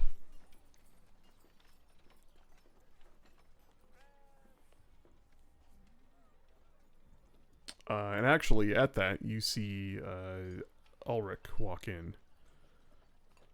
And he spots some of you, but not Rogar. And he looks about. Rogar would probably be coming out by now with eggs, bacon, and everything for Madrick. He stops at the sight of Madrick and then sees Rogar bring the food out for Madrick. And there's this look of just unbridled confusion on his face. What is going on? It's better than him in the kitchen raiding food. And the Rogar will take out some coin and pay Toblin for the breakfast that he basically just made Madrick and whatever else he took. Toblin just nods and kind of palms the money under the counter. And Ulrich says, I have a perfectly comfortable cell for him that Well, I'd be very happy to put him in. Oh, we're gonna take him with us. Don't worry. See that he doesn't return.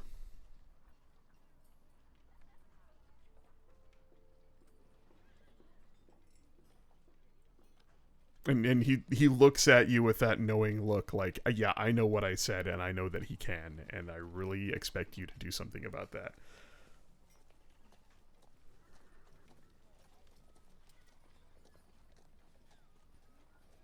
So Ulrich, I guess you have talked to Halia?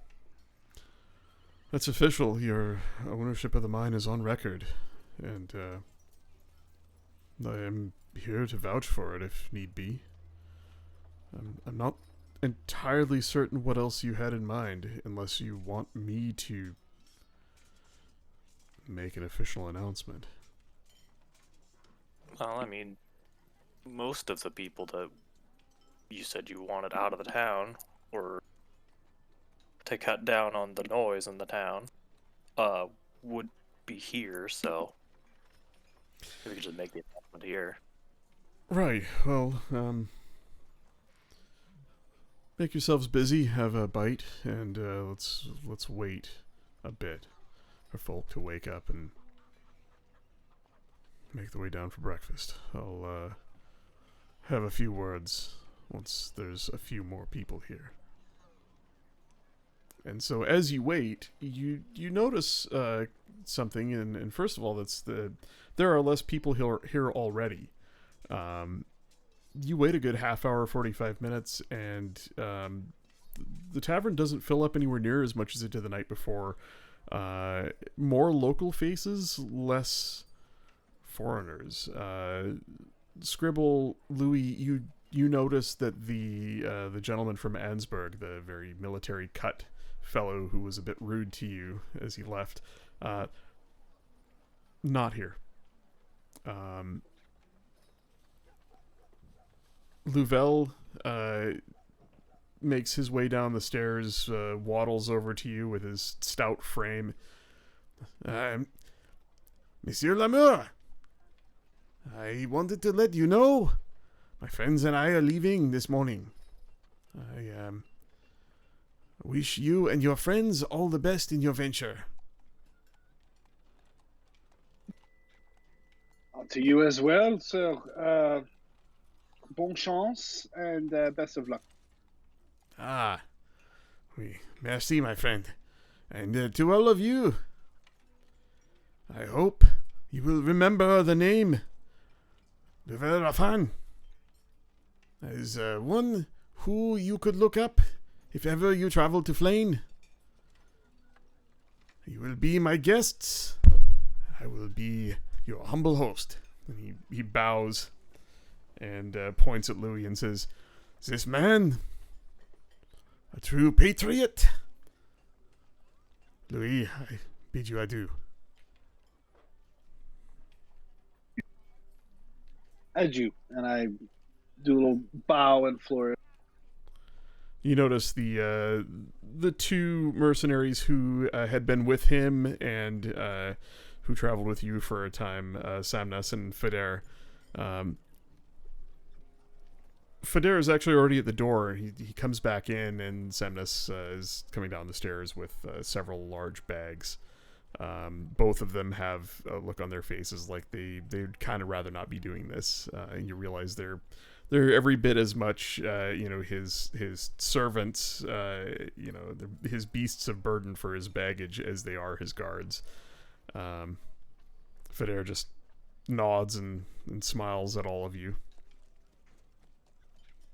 Good luck, my friends. Next time we'll catch that dragon for sure. Right, Semnas? Semnas just groans and walks out with a pile of bags in his hands. Over the next half hour or so, you realize a fair amount of folk have already scared out here, partially perhaps due to rumor that spread from Louvel Rafan learning of the mine's new owners. But there are still a few here, including Ham and Sam. And looking around the room, Ulrich shrugs and just walks right over to Ham and Sam and starts talking to him quietly. At a distance, you don't exactly hear the conversation because I don't really want to RP two NPCs talking to each other. But at the end of the conversation, you can see the tall half-elf is flustered and just turns and storms out.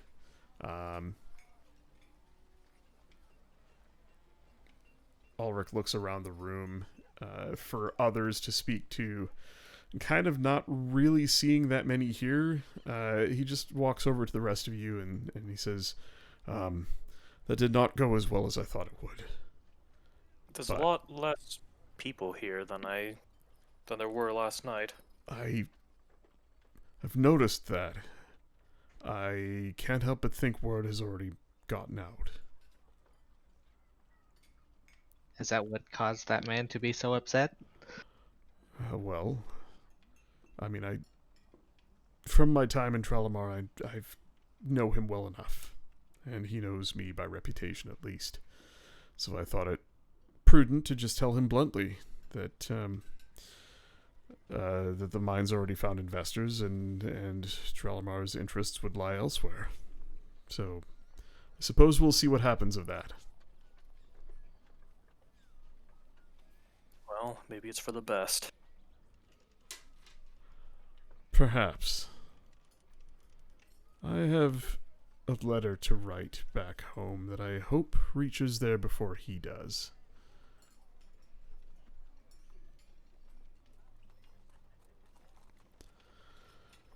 Well, he looks around. Another potential investor. I'll go speak with him. You should all go, and would you please, if you can, take him with you. I don't want that man anywhere in my town. Our town. I'm sorry. I'll take care of the rest of the folk in here. You should go about your way. Don't let me hold you up. Certainly will be interesting to see what happens out of Drelamar now that they won't have any proper stake. He before he leaves, he leans in close and just says, You would be wise to watch your backs. Not everyone from that city is as upstanding as the ones you've met. He's talking about Dralamar. Mm-hmm. And he looks at you, Scribble, and he says, I hope you understand what I mean. And I mean no offense by that. Of course. Watch your back. Right, well, good speaking with you. Best of luck. And he turns around and walks over to another table where a couple of somewhat foreign-looking folk sit. What would you all like to do? Attune to a stone and cast a spell? Mm-hmm. Yeah. I mean, I can't think of anything else that we need to do. Well, That's- At some point, I would like to investigate. What goes on below, and see if maybe there was more to be found. That is the ultimate goal. We just need to get Paramon first. And then perhaps a conversation with Lenine is in order. But before we go to the group, I should mention something. So you know the bag of skulls that the Black Spider had? Yes. I brought one back. For Rogar's what just gonna possible facepalm. purpose? What were you thinking? You know what they do. I traded it. Jesus Christ. I mean, who? Did you get something valuable? one of the other gods. To who? Now we need to track them down. It'll be fine. But we need to get Paramon Who did you give it to? to one person who we know can handle it.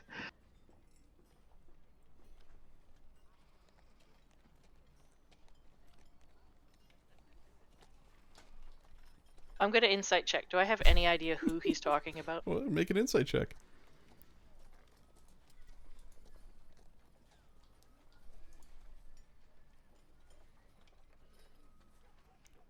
Wheeze the Goblin. You think he gave it to Wheeze?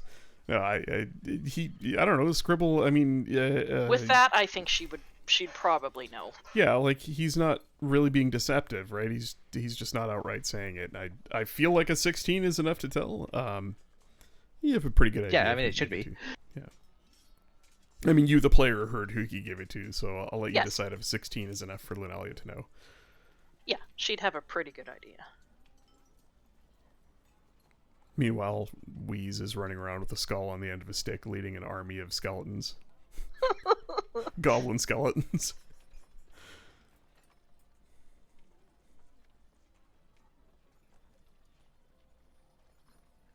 So we needed something to show the danger that this town could possibly be in. You would not have wanted to bring that back. I would not have. I kicked the rest of them into the lava.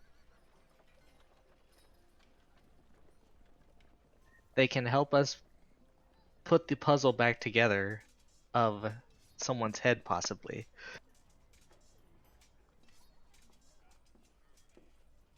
And help us get down below the crypt, which solves Madric's problem.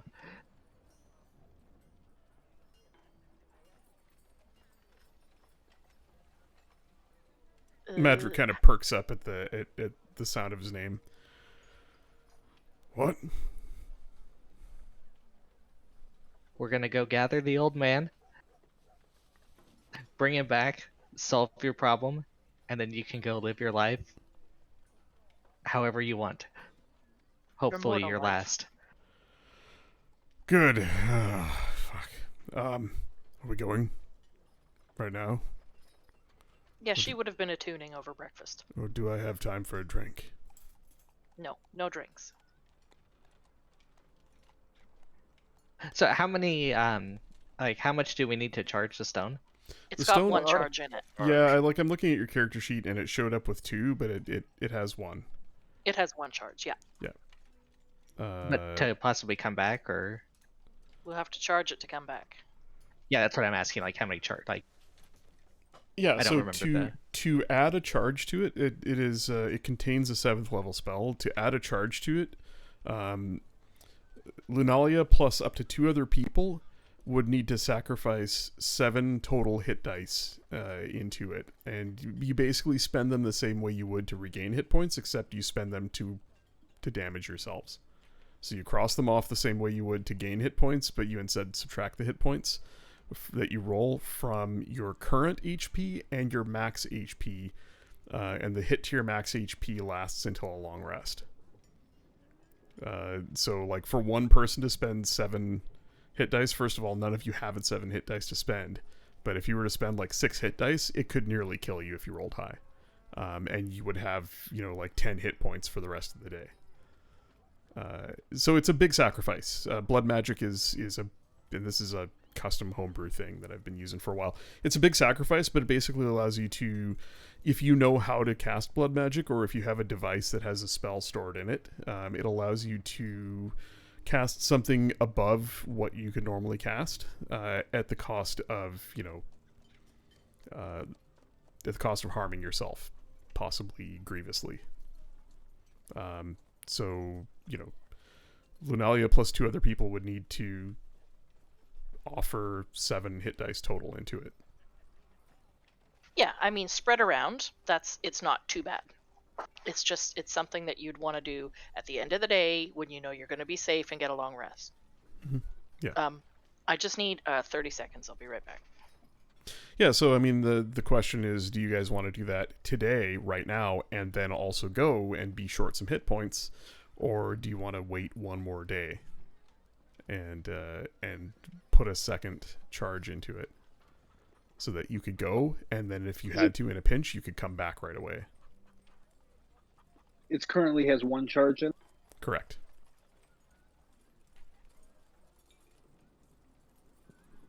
Yeah, let's just go. If we want to get there, then rest today, then somewhere else we can or something. so is Noro back with us? He is not, but you could certainly just go fetch him. Okay, I assume he would want to go with us. Yeah. Like, I mean, Hummer couldn't make it tonight, right? But I'm assuming in our next session in 2 weeks he's going to be here, right? So we want to bring Right. Nora with you. Just want to make sure we got Otherwise, we'd have we to left start you, out. Hummer. We start out with Noro. So we start our next session with Noro in town. You can't seem to find the party, and you're not sure where they are. He'll be like, "Is it Everyone a looks grumpy rage?" and tired. And we proceed to have Noro making investigation checks for the entire session, looking underneath barrels and inside crates, and Noro at the smithy. Hey Noro, I need you to touch this red gem and sacrifice 5 hit dice. because only you can take it, buddy. Yeah, remember though, his hit dice are bigger than most others, so Yeah. they'll hurt him more too. Yeah. Well, he has more to give. No, he has the same amount of hit dice as everybody else, He's got more life to lose. but his hit dice are proportionally larger. Yeah, that's fine. He could take it. The math doesn't check out, but okay. I mean, technically, he does take half damage to a lot of things. Yeah, that's true. That's true. The remaining hit points he'll have will still be more than what you'll have, and he'll take, half damage from anything physical. So that does make sense from that perspective. Can you bring up the full, like, not town map? Can do.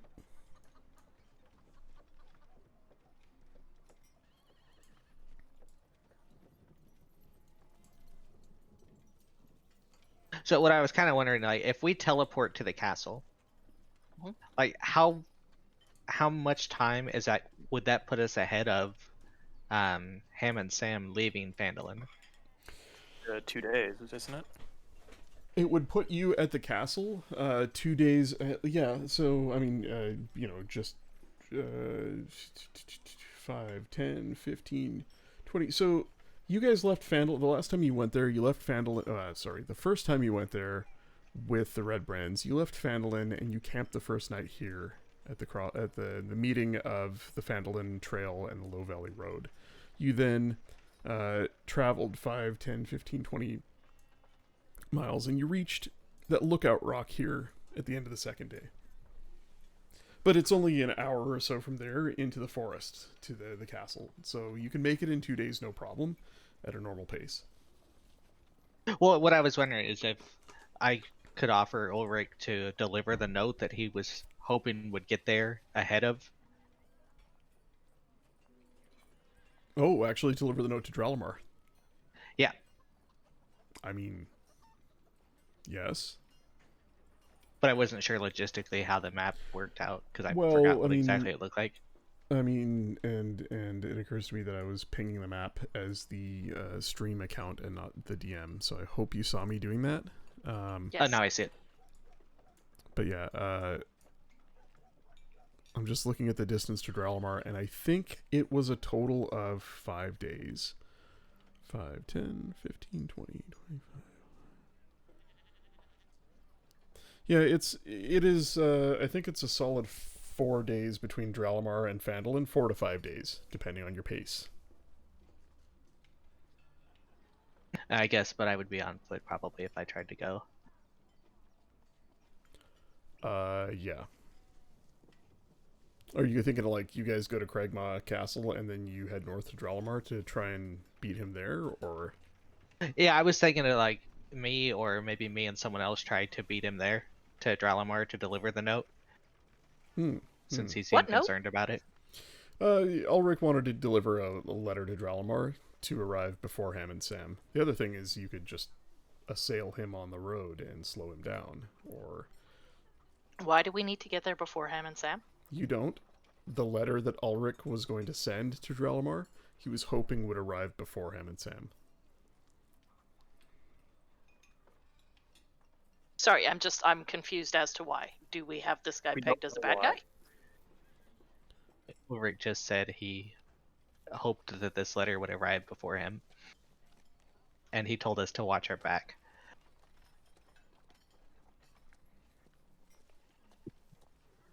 I mean, I don't know if that's reason enough for us to travel all the way to Dralamar. Yeah, that's why I was looking at not the map, super- because I forgot how far it was.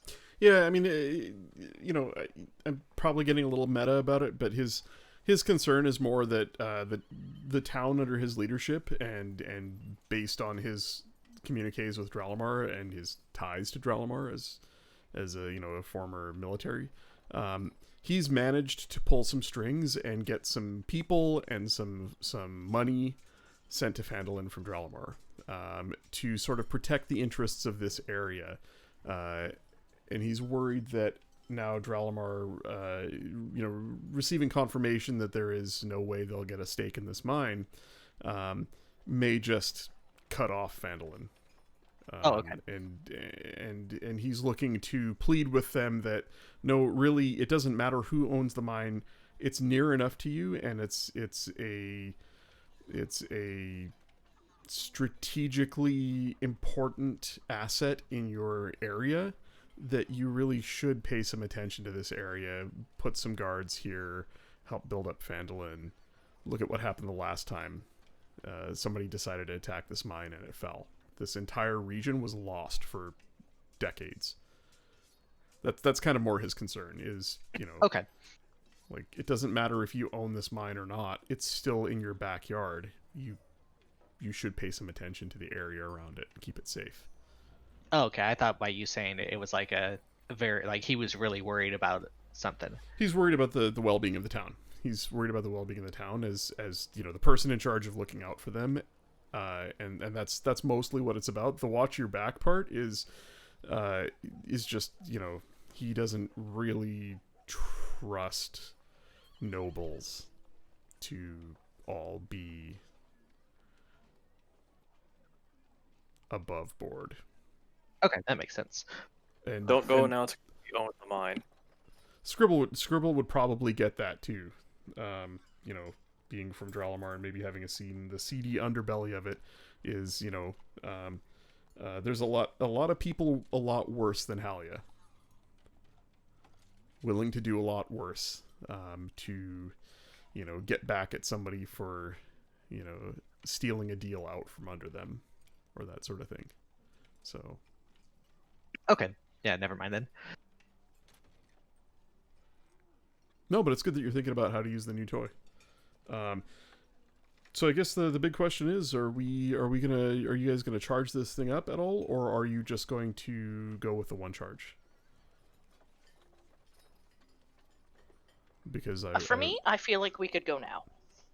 I mean, I think we can go now. it's just 2 days back, so it's not a big deal. Yeah. Or I think it's more important to have our help to go there in case we run into something. Yeah. Mhm. And Okay. if we need to when we're there, we can always charge it up there too. That's true. Yeah, I mean, is your house it's impenetrable, right? Your cabin, Maybe. Your shit shack. le petite maison Nothing can get through chez la mort. chez l'amour.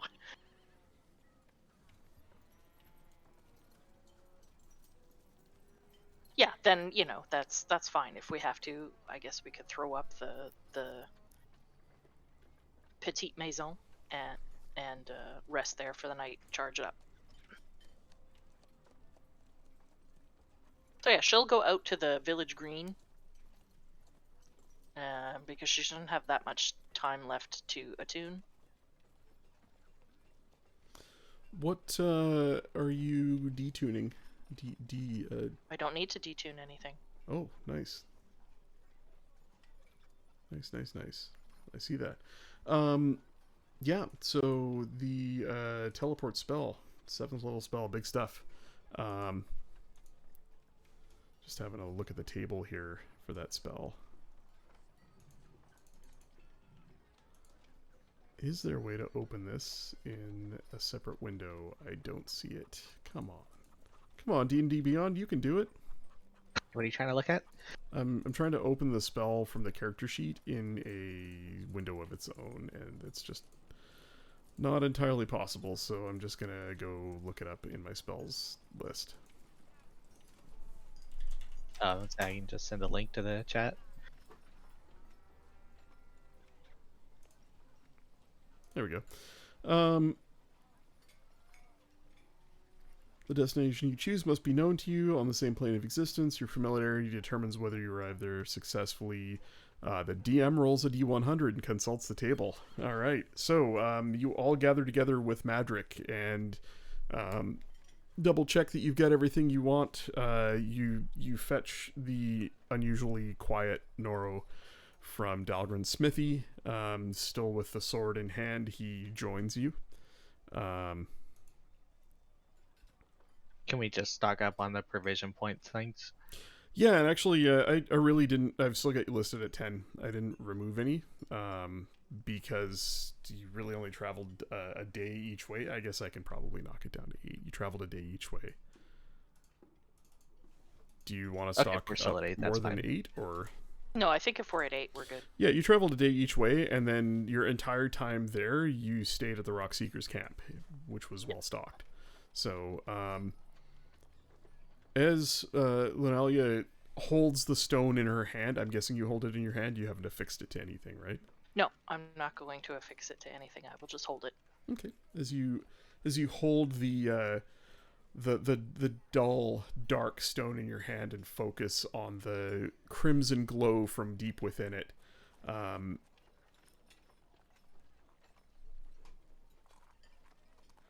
you focus on the spell stored within it, and its arcane power swirls around you. You look up and glance about the group, noting who you want coming with you. All of them standing close around you. There is a stomach-twisting, gut-wrenching, world-turn upside-down spin as you all snap out of existence. And as you twist through the nether, I will roll a D100. Yeah, she's not aiming to put them right into the castle. She wants to land, 100 feet outside of it. This is a location that you are very familiar with. You are on target on a 25 to 100, and I rolled a 97. You land. Sorry, tell me exactly where on the grounds you wanted to land. 100 feet from the front door. So sort of right at the tree line. Yeah. All right. The world turns upside down. You snap out of existence. There's a blinding flash of light and sound. And all of a sudden, everything slams to a halt. Your feet touch the ground. And you are standing at the edge of the clearing with Cragmaw Castle in front of you.